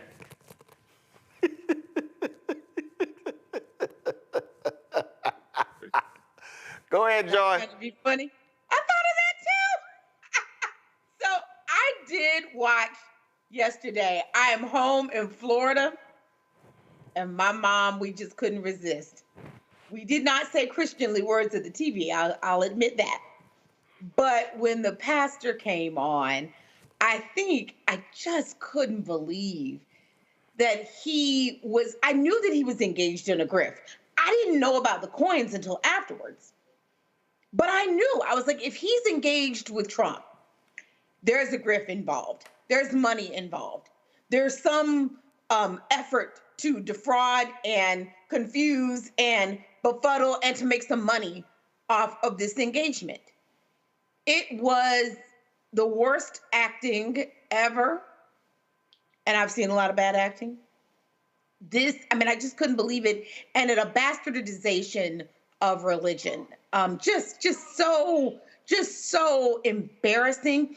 And they laughed at him. That's what's so great. Stop looking at him. Look at the people behind him.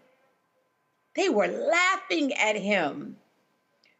J.D. Vance's wife was also, she had my face.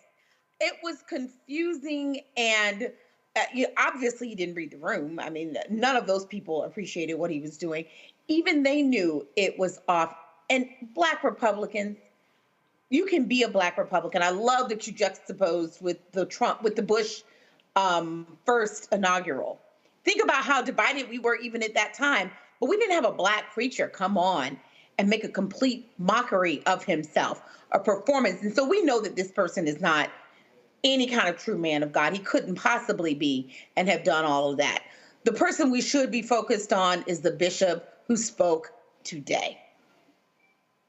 She is a reminder of what religion should be, what it can be. And frankly, Donald Trump should have expected that some minister was going to speak directly to him. And I wasn't even as appalled at Donald Trump's face during the prayer breakfast, but J.D. Vance's face. He was looking around. He was obviously he was looking down at Trump like, oh my Lord, she's saying to you, you gon', I can't believe. He was mad. He was mad. Power. First of all, Joy, here's what these folk don't understand. What they don't understand is, I'm gonna pull Jonas here. The purpose of a preacher is to convict those sitting in the pews. They're not supposed to be there to affirm you. The preacher is supposed to use the word to challenge you and to call you into question and to call you to do better when you leave. And all of these right-wing folk, Joe, are mad and upset. Oh, take their 501c3 status. How dare she talk that way? Because she talked the way a preacher is supposed to talk to power. Yeah, that's right. I mean, that's the way Martin talked to power, right?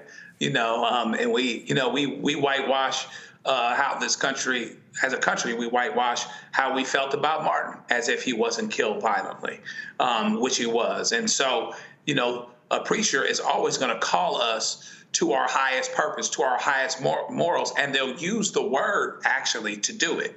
So it was a bastardization of Dr. King's words to take his favorite parts of the speech, but not the other parts that really call into question what it is that's going on with those that are the least of us, right? And it's bad when you be sitting there and your eyes are closed to start, and at some point you just kind of got to open your eyes and be like, what in the world is going on here? And they were all doing the best they could to keep from busting out laughing, because this thing was really a clown show. It was a performance, and not a very good one. And it's not one that glorified God. It's not one that lift people up. All it did was, kind of kiss the president's behind, for lack of a better term. And so he sold himself out. But, it's probably not the first time he's done it. Probably won't be the last time. And since he was on minutes later talking about getting a commemorative coin, you know what his purpose is. And so the ministry yesterday did the right job. She did the right thing in terms of speaking to what it is that is supposed to be arisen out of us, our best instincts, reminding you this is the standard. You are in power and you have a position, and you have an ability to do this, and there'll also be accountability for not doing it.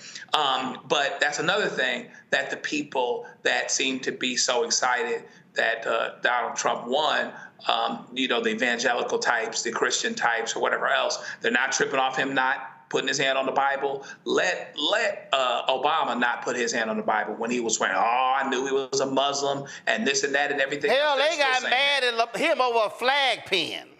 Right, yeah. And a tan suit. The hypocrisy is nuts. And what's so bad is that as a Christian, you stand on the outside and you just see non-Christians looking at this being like, nah, I'm good. Ain't no reason to jump into this because this ain't what's cracking like at all. So, it's going to be interesting to see how it all turns out and see the moment and time in which these so-called preachers stop undermining and undercutting their own salvation in order to kowtow to the president. Here's what I find to be hilarious, Mustafa. Go to my iPad. This fool he did an interview with a bunch of different people yesterday, and he said, quote, if you take politics out of the Bible, you have no Bible. He said that religious leaders need to, quote, equip all people to understand that the Bible is a political book. Well, it's interesting, Mustafa, because there's a whole bunch of stuff he skipped. There's a whole bunch of stuff he didn't want to bring up. And see, again, what offends me is that you want to quote Dr. King on MLK Day, and you want to talk about content of character and all that stuff and from the hills and all that, but you skipped over the thesis. See, what he did was he gave them the hoop part of the sermon, but he skipped the scripture. He skipped the basis. And so that's what he did. And so that's why I have no respect for it. And of course, you go on to social media, you see all of these white conservatives. Oh my God, he was amazing. He was just, I would go to his church if I was in Detroit. That's the kind of pastor I will follow. And they're mad at the bishop today because the bishop today gave a sobering message and specifically said, Mr. President, she challenged him in terms of how he should be responding and how he should be acting as president. And that's what they cannot stand. They can't stand because what the right-wing evangelical conservative community has done is they have completely stripped grace and mercy and humanity and compassion and care from the Bible. And instead, what you get, Mustafa, is vitriol and hatred from these individuals. And then if they do talk about grace, it's what Dietrich Bonhoeffer called cheap grace, which that they ask for. And so these folk want to hold themselves up to be somehow the paragons of virtue, the individuals who we understand and we represent the true body of Christ, when you have these fake frauds like Franklin Graham, who would rather ask for forgiveness of Donald Trump, who's cheated on all of his wives, who's cheated in business, who's cheated in money, yet he didn't question the Christianity of President Barack Obama. Yeah, well, one side of my family is ministers and deacons and deaconesses. So one of the things that I was taught as a young boy is that you don't play with God. And the bishop and her demand to the president was saying, don't play with God. You've got this second chance. Sometimes God gives us the opportunity to be better, do better. So I hope that he does. Some folks, would probably not go that far, but I truly do because I understand how many vulnerable people are out there. But, the other day I was also meditating and praying, and then I started writing. And, I was wondering who it was meant for. And the first stanza, I guess, is actually for Reverend Sewell, when I said all skin folk ain't kin folk. Some grin for the win, tap shoes clacking, backroom dealing, soul on auction, truth revealing. Dollars fold, but integrity bends. When devils pay, some friendships ends. So, I hope that he will realize the opportunity that he has. He's going to continue to have some form of a platform. I hope that platform will be focused on our most vulnerable communities, on folks who are looking for some grace, who are looking for some protection, who are looking for some opportunity. And I hope as a minister that he would understand that is the roots that he's supposed to come from, and that he will continue to share that message if he has the ear of the president that he needs to do better with this second opportunity he has. Not the second opportunity at the presidency, but that second opportunity to actually be able to breathe in some air, to have a heartbeat continue on. There's a, you know, I would not play with God if I had those types of situations. I wouldn't play with God anyway. But, you know, we'll see how it all plays out. We're going to close the show out. Actually, not close the show out because I got Isaac Hayes coming up. But isn't it amazing to see how national media, how they are just absolutely kissing the behind of Elon Musk. Some of them literally ordered their folk not to even bring up or show the Nazi salute. So this is what happened at Trump's insurrection fest after the inauguration. Elon Musk was one of the speakers.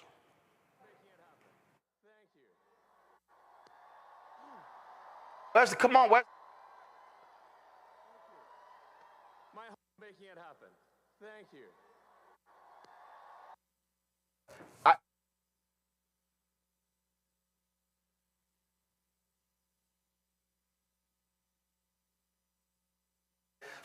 He was finishing his speech, and he walked out all excited, running around, and then he does this salute. Do we have it fixed now?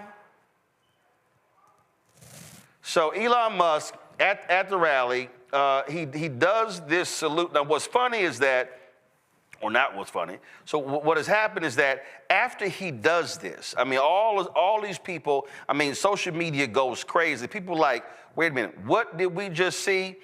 And then you got folks sitting here, oh my goodness, that's not what he did, that is what he did.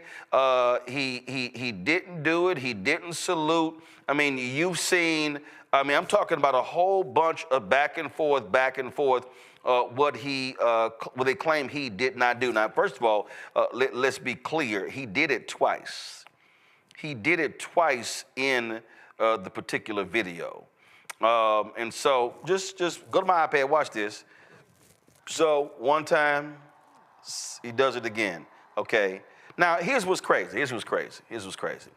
I guess again, you have the right folks, you have them defending him. Did y'all pull the video of the Nazi protesters and they compared the two videos? Did y'all pull the video? All right, roll it. No, Elon. The Nazi video, no, not that. That's from the hearing. There was a video where these Nazis were protesting. They did the sign, and then they played Elon. And it looked the same, looked the exact same. Now, I'm going to find it, because y'all don't have it? All right, anyway, I'm going to find it. This is the ADL statement. So the Anti-Defamation League, now, you know, they call out anti-Semitism all the time. Y'all had a statement? Please pull it up.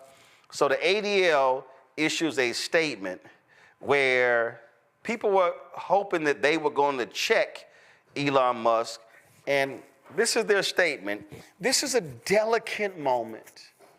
It's a new day, and yet so many are on edge. Our politics are inflamed, and social media only adds to the anxiety. It seems that Elon Musk made an awkward gesture in a moment of enthusiasm.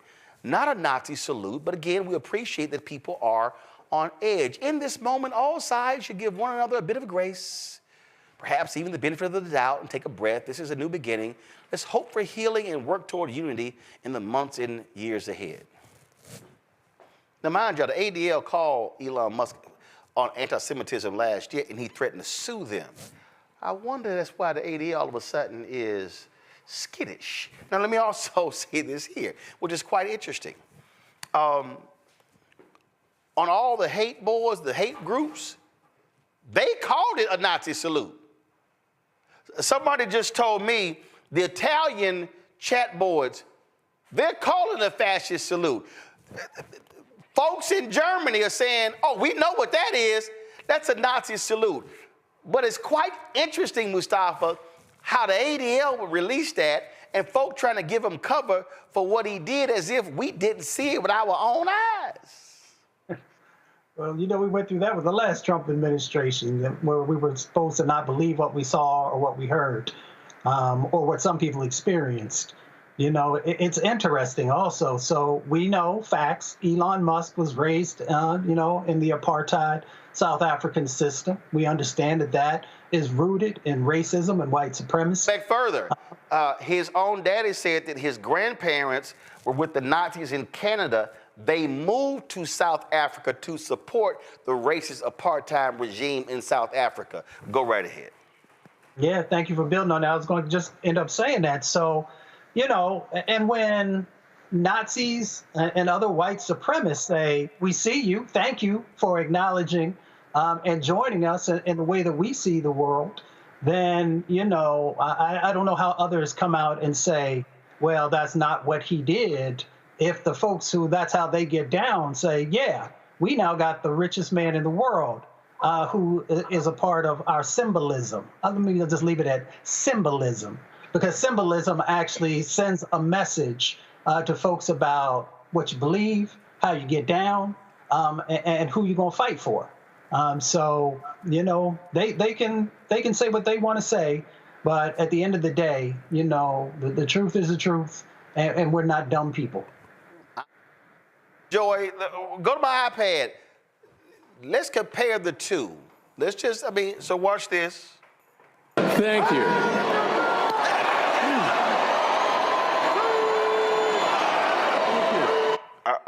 I'm sorry. Look quite damn simple. Just in case anybody missed it, let me go ahead and just run that back. Okay, just watch this again. Thank you.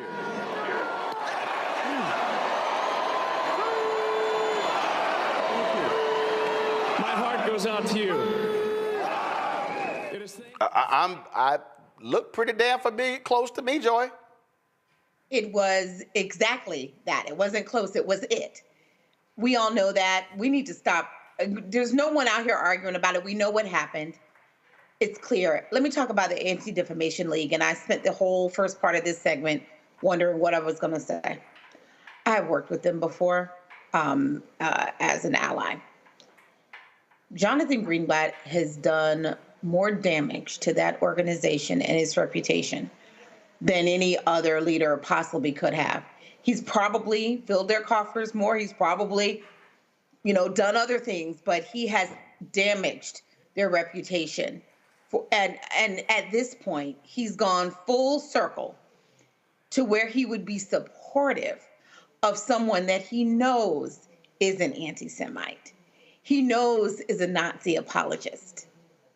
He knows engages in supporting bigoted language online. This is about money. This is about having common enemies, right? Elon Musk was critical of people who were critical of Israel. This is about being transactional. That's what this is about. So we should not be surprised that ADL has found itself in this situation. I pray that they will find new leadership. I also pray that some of the other Jewish organizations who are out there speaking against what Elon Musk did, we can put them out there in front and let ADL recede until it's ready to come back and be its full self again. I'm sad for them. I'm sitting here, I'm gonna play it again, Joe. What's amazing to me, well, I'm gonna talk over it, so pull the audio up too as well. I mean, this is the 20-second clip. Listen. There are elections that come and go. Some elections are, you know, important, some are not. But this one, this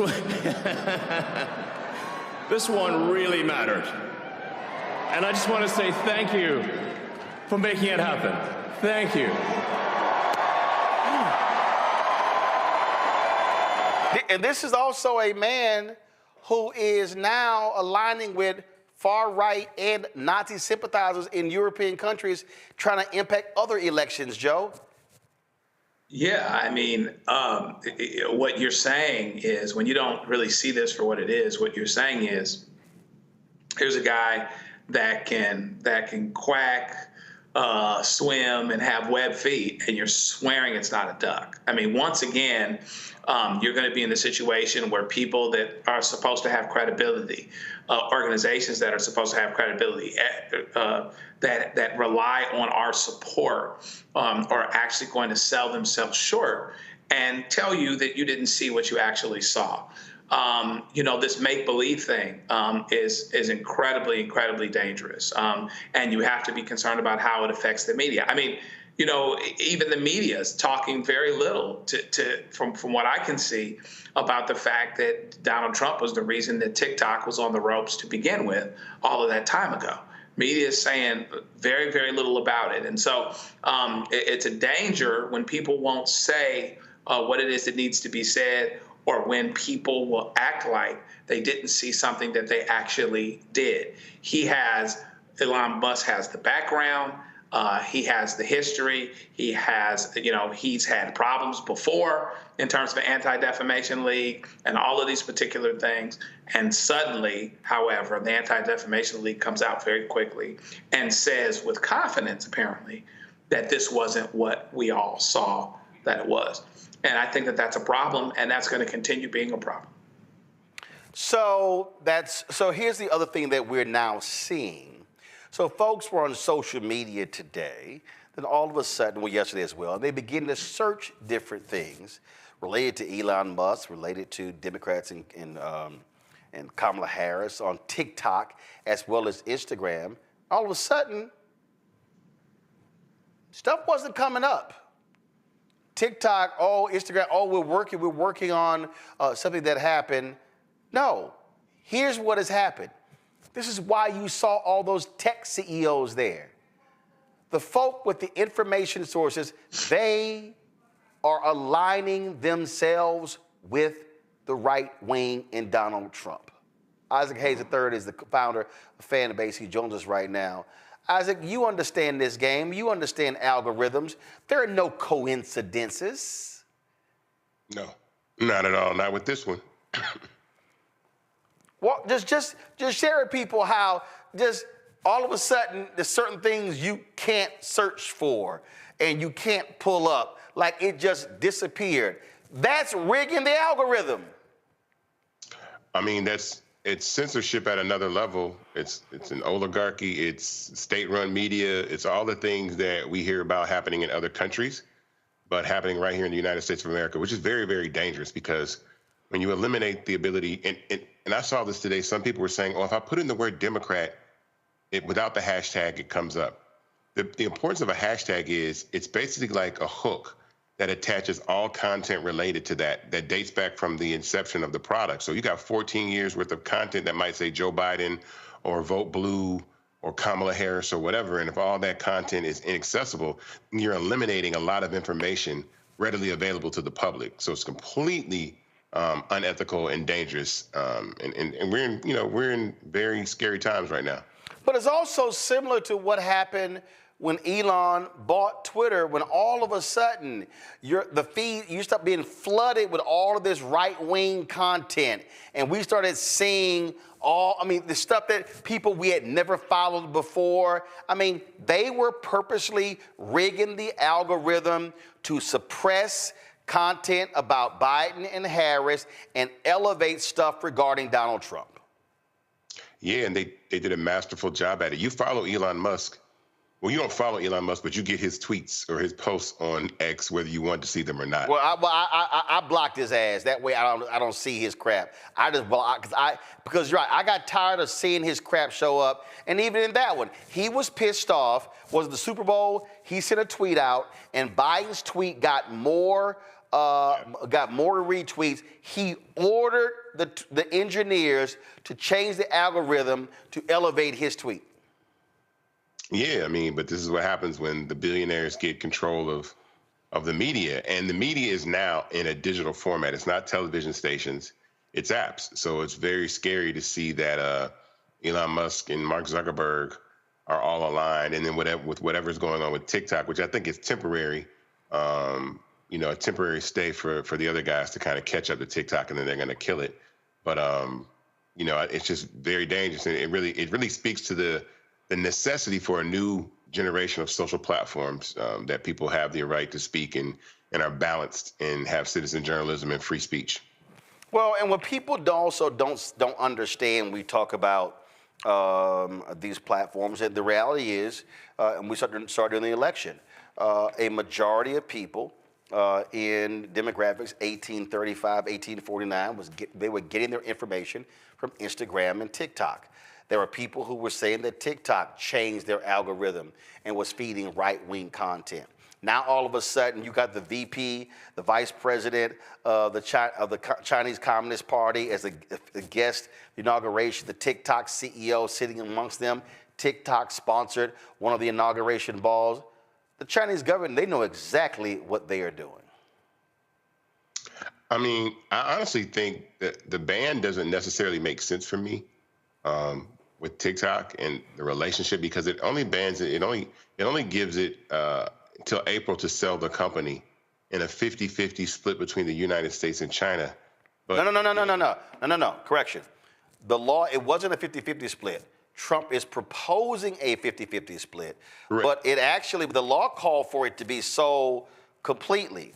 There are currently American laws on the books, for everybody who's watching who don't know this, that foreigners cannot own more than 25% of television stations in this country. Foreigners cannot own more than 25% of a U.S. airline. Those are considered critical parts of the infrastructure. So what you have here is, when it was banned, they were saying national security concerns that either sell it to Americans or shut it down. Trump is now floating, oh, well, maybe we take 50% and y'all keep 50%, which is going to be pretty interesting for all of those Republicans and Democrats who voted for the ban and say, oh, now all of a sudden y'all cool with the Chinese government and ByteDance owning half of it versus all of it. Oh yeah, that changes everything. Well, I don't buy that. I'm going to tell you what I think. I think that these 75 days are to give Meta and X enough time to mimic TikTok functionality, and then they will ban TikTok. Because why would Meta all of a sudden say, put your TikTok link on your Facebook page? Why would they pay TikTok creators $5,000, $10,000, $30,000 to post reels? Why would they create a CapCut-like editing functionality platform that's owned by TikTok on Instagram? Why would X add a video feature? There's a video feed feature now on the bottom of X. And so I think this is just to give them enough time to mimic and copy TikTok as much as they can, and then they're still going to get rid of TikTok. Okay. Questions from our panel. I'll start with you, Joy. So I definitely think we have to educate ourselves about, what came first, right? The real issue for me is that we have a law on the books. It was passed by Democrats and Republicans. This is why the Supreme Court wouldn't invalidate it, right? For national security reasons, which is the highest reason that it's hard to overcome. And yet, we had both a little bit with Biden and now with Trump, a willingness to walk away from this. Now, I understand a lot of people are upset, but a lot of people have been upset. And really, this is up to TikTok, because TikTok could have done what the United States said to do, which was to divest, right? Which was to sell. It did not do that. It was hoping for a Trump administration. And some might say pushed for a Trump administration through his algorithm. Okay. Question? But I know, I'm getting there, I know. I need you to get there a lot faster. What do you think what do you think about that? I mean, that really is the concern, is that we're grooming people for an authoritarian state where you can just throw out a law, switch it up via executive order, and everyone say, okay. That to me is really the problem. Not just this, but what it says for the future. Well, from an optics standpoint, if I'm China, I just punked the United States of America. I had you guys go through both houses of Congress, the president, and the Supreme Court, and you still didn't do what you said you were going to do, which was kick our ass out of your country. So if I'm China, they played chicken and they won. We didn't do what we said we were going to do. So this 75-day reprieve, I still think is for me, it just makes America look weak. If you say you're going to ban an app for national security reasons and then you don't do that after, again, it goes through all this legislation, all this process, and you don't, it just makes America look weak. And, again, if the app should be banned for national security reasons and everybody voted for that, the Supreme Court upheld the law, then I guess that's what should happen to the platform. But it doesn't seem to be happening that way. So, Joe. Good to see you again, Brother Isaac. Give us a sense of roadmap related to how people that are content creators, people that have been on TikTok, et cetera, how we really read the tea leaves here and say, I'm not breathing. I shouldn't be breathing a collective sigh of relief because it looks like TikTok is back for a moment or whatever else. Take us through, and is there something that you guys are doing actually on your platform, taking us through how one would in a good way, the best way they can, make the transition as if TikTok may not be here?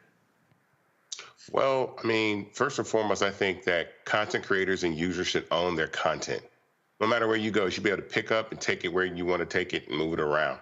So for that reason, we created a content migration tool that allows you to migrate content from TikTok over to Fanbase, content from Instagram over to Fanbase, because if these platforms do go away, I think, this weekend showed us how fragile the ability for millions of Americans that enjoy TikTok, that built businesses off TikTok, to have their ability to monetize and make money taken away from them so quickly. I would not trust these platforms at all. I would not trust Meta. I would not trust X. I would not trust TikTok. I would try to find places and platforms where I knew that I could own my content, that I was free to monetize, and that is not caught up in this game of politics and censoring content. And so, again, for us over at Fanbase, I welcome every single person on the planet that wants to utilize the platform. I'm not here to silence Republican voices or any other type of voices on the platform, because there's no discourse. We make it in this world when we disagree and we have conversations and we come to understand one another a better way rather than these silos and just shutting off information and trying to rewrite history through technology. And so for us, I look for myself and other platforms to create apps and other tools for people to be able to utilize that support free speech. Something that we're doing at Fanbase that we're building in 2025 is called Spark. And Spark is basically our answer for Twitter. It's citizen journalism. It's microblogging. It's something that I really want to make sure happens in 2025 as we continue to close this race, because people need to be able to speak freely and not worry about a CEO being all in the video, pushing content down your throat. And that doesn't happen at Fanbase. Mustafa.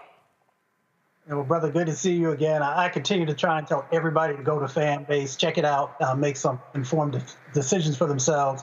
I was going to ask you about Spark, but you talked about Spark because I think that's incredibly important. I believe that, Fanbase has a lot of promise. I'm curious, you talked about, over the next year or so, but if you could pull out your looking glass and 5 years from now, what would you like to see Fanbase looking like, and how would folks be utilizing it in that moment? I see Fanbase in 5 years being the #1 social media platform in America. I think that the current platforms and the owners of those platforms seek to be something different than they are. I think that Mark Zuckerberg wants to be something more than just an owner of a social media platform. And I think they want to reach trillionaire status and have true power. And for that very reason, they're going to open the opportunity for other platforms to step up and come into the fold and do that. So for me, we're going to continue to build Fanbase. And in this last, even in this last few days, we had over 400,000 people join the platform. We raised over $1.7 million last week and over $700,000 in the first 2 days of this week. So the raise that we're doing on Starters is closing. That is critical for us to be able to scale and build. And I think it's the biggest compliment in the world to compare Fanbase to a platform like TikTok or even a platform like Red Note that's worth $17 billion and raised $900 million, when we're just trying to raise our first real $17 million round to scale and build. And so I think that we will close this $17 million round relatively quickly. I think that TikTok is going to do what I said is go away, and Fanbase will be there to benefit like the other apps out there. And then we will continue to scale and move forward from there. Again, folks, if y'all want to, first of all, you should download Fanbase. Get your account. If you want to invest, go to startengine.com/fanbase. Startengine.com/fanbase. All the details are there for you to check it out. Isaac Hayes III, we appreciate it, bro. Thanks a lot. Thank you. Real quick, folk, yesterday, Sexy Red, you will never, ever hear me discuss her on this show, only within this context. Yesterday, Sexy Red decided to post this AI-generated photo of her dancing, holding hands, and dancing with Reverend Dr. Martin Luther King Jr. Well, that didn't sit too well with his daughter, Bernice, one of his 2 surviving children. Bernice posted this. This is intentionally distasteful, dishonoring, deplorable, and disrespectful to my family and my father, who is not here to respond himself because he was assassinated for working for your civil and human rights and to end war and poverty. Please delete. Well, Sexy Red has deleted that photo. Unfortunately, let me find it right here. I saw it a little bit early. Give me 1 second. Unfortunately, there was a second photo that she did leave up that put her in, this is the one, let's see right here. This is the one that she put up, her holding a handful of cash as if she was marching in one of these protests. And so that one is still up. Real quick, get our panel's thoughts. Mustafa, when you saw that first one, you were like, oh, hell no. I mean, folks are so disconnected from the struggle, right? And everything that folks have done for them and poured into them. So they have the opportunity to be an artist and to be able to make money. But we also, and I understand that art can take many different forms, but there's nothing of value in what this sister has done. And I know she's younger, but I hope as she begins to evolve and grow, that she'll realize that she should use her artistry in a way that uplifts our community and not gives people the ammunition to continue to degrade and break down our community. Joy? You know, I think it's fair to judge her art. That's what it's out there to do. I'm going to refrain from that only to say this. Sis, if you're listening, we love you. We want to bring you in. Sometimes you got to make sure that you're surrounded by people who will give you pause and will say, that may not land the way you mean for it to land. Martin Luther King doesn't just belong to all of us. He has a family, he has a reputation, he has people who want to make sure his image is one that is respectful and emblematic of him. You should have checked with the family to make sure that kind of post would have okay. And if you no, had, actually, no. You wouldn't have done it. No, you don't check with the family about an AI-generated post of you in a club dancing with Dr. King. You don't do it. You don't do it, but you don't check. I mean, no, hell no, no. You don't check. You don't do it. I'm trying to give freedom. No. Damn freedom. No, I ain't giving freedom. No, I ain't giving freedom. No, see this. No, I'm not letting nobody. Your ass did an AI-generated photo of you and Dr. King with this sexy look in his eyes, holding your hands, dancing. Fuck that. It's disgusting. No. Yes. No, you don't do it. And somebody on her management team should have said, what the hell is wrong with you? We're not putting that shit out. That's my point. She needs people around her. And I'm calling her to get those people around her. But I want to do it in a loving way. No, I ain't doing shit in a loving way. I am tired of coddling these people. You did that bullshit to get attention, and now you got attention, and Bernice King called her ass out, and that's why she deleted it. Yeah, I mean, it's a problem for sure. But to Mustafa's point, when these kids don't understand the struggle, they don't know that some stuff is out of pocket and out of bounds to begin with. There are certain things that you shouldn't even be trying to do, okay? And that would be one of those categories. And there's a reminder of, it's not just about being an entertainer. It's not just about making money or whatever else. It's also about living a life that hopefully honors people that contributed to your ability to even achieve success, not the least of which would be Martin Luther King, who literally gave his life for it and knew that's what he was doing while he was doing it. And so we've really got to make sure that these young folks understand what it is that's going on so that certain things, hopefully to them, would be off limits in the first place. Yeah, well, I have no tolerance for the shenanigans, nor do I have tolerance for these people who put these flyers together for MLK Holiday at strip clubs and at restaurants and hookah or whatever. It's gonna be some basic damn respect, and some stuff is that we ain't going down. And so folk need to stop playing games, and I'm glad Bernice King called her ass out for that stupid damn photo that she put up, and she should delete the second one, because you look like a damn fool holding a hand of cash and posing yourself in a photo where they fighting, where they marching for rights and advocating for poor folk, and you sitting there holding a hand of cash. What the hell is that for? Is it for bail money for the folk who actually went to jail for you to have rights? No, I ain't letting them off the hook, damn that. I ain't doing shit in a loving way. I'm gonna do it as harsh and as grown as man as I can, because some of these folk clearly didn't have daddies and uncles and aunts to check them. No, yeah, I damn sure said it. Yeah, because if you had mamas and daddies and aunts and uncles who checked your little young ass right the first time, you wouldn't be having this damn conversation. Yeah, I said it. And trust me. Roland, my mom agrees with you. And She's trust in the me, background. if one of my nieces or nephews pull some bullshit like that, trust me with the quickness, I wouldn't even make a phone call or a FaceTime. I'd be on a plane in they damn face direct, up close in person. You're right. You damn right I know I'm right. You know that's right, I'm right. All right, y'all, that's it for us. It's going to be a lot more to deal with when it comes to this thug who's in the White House and all these crazy fools. And so we're going to be right here. And so I told y'all, we ain't backing down. We're going to call this thing out as we see it. And so thanks, Joe. Thanks, Joy. Thanks, Mustafa.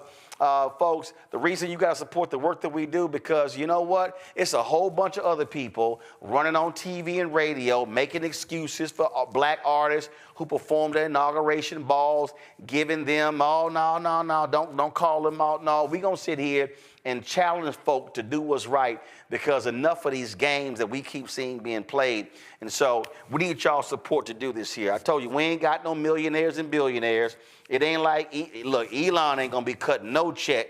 Mark Zuckerberg, Jeff Bezos, none of them, they ain't gonna be advertising. We'll know all of that. And so we are here to speak truth to power, to cover the issues that matter to us, and to enlighten you what's going on, because I'm sick of people saying, oh man, we didn't know, I wish we knew. Well, hell, you need to watch this show 5 days a week, every single day, because we bring the funk right here, and we're looking at adding some shows as well to speak truth to power as well. And so when you support us and support the network, you are supporting quality content that represent our people. If you want to give it us via Cash App, and Cash App then closed down our accounts because they changed all of their rules, impacted churches and nonprofits too.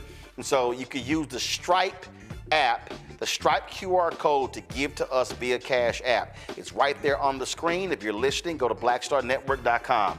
If you want to give to us via PayPal, it's R Martin Unfiltered. If you want to go to Venmo, it's RM Unfiltered. Zelle, Roland at RolandSMartin.com, Roland at RolandMartinUnfiltered.com. Send your check and money order, P.O. Box 57196, Washington, D.C. 20037-0196. You can also download the Black Star Network app, Apple phone, Android phone, Apple TV, Android TV, Roku, Amazon Fire TV, Xbox One, Samsung Smart TV. Be sure to get a copy of my book, White Fear, How the Browning of America is Making White Folks Lose Their Minds, available at bookstores nationwide. Get the audio version that I read on Audible. You can also get our merchandise, our Roland Martin Unfiltered Black Star Network merchandise. Our 2 shows, we actually got 3 shirts. Project Twin Survive. Y'all got to tell Keenan, we got to figure out, is the shirt Project Survive 2025 or is Survive Project 2025? You can let me know which one it is. The other one is hashtag We Tried to Tell You, FAFO 2025. And the other was Don't Blame Me, I Voted for the Black Woman. That's our hot one. I'm going to wear that on the show tomorrow. So, folks, that's it. I'll see y'all tomorrow right here on Roland Martin Unfiltered on the Black Star Network. Holla! Black Star Network is here. Oh, no punch! I'm real revolutionary right now. Thank you for being the voice of Black America. All momentum we have now, we have to keep this going. The video looks phenomenal. See, there's a difference between Black Star Network and Black-owned media and something like CNN. You can't be Black-owned media and be scared. It's time to be smart. Bring your eyeballs home. You dig?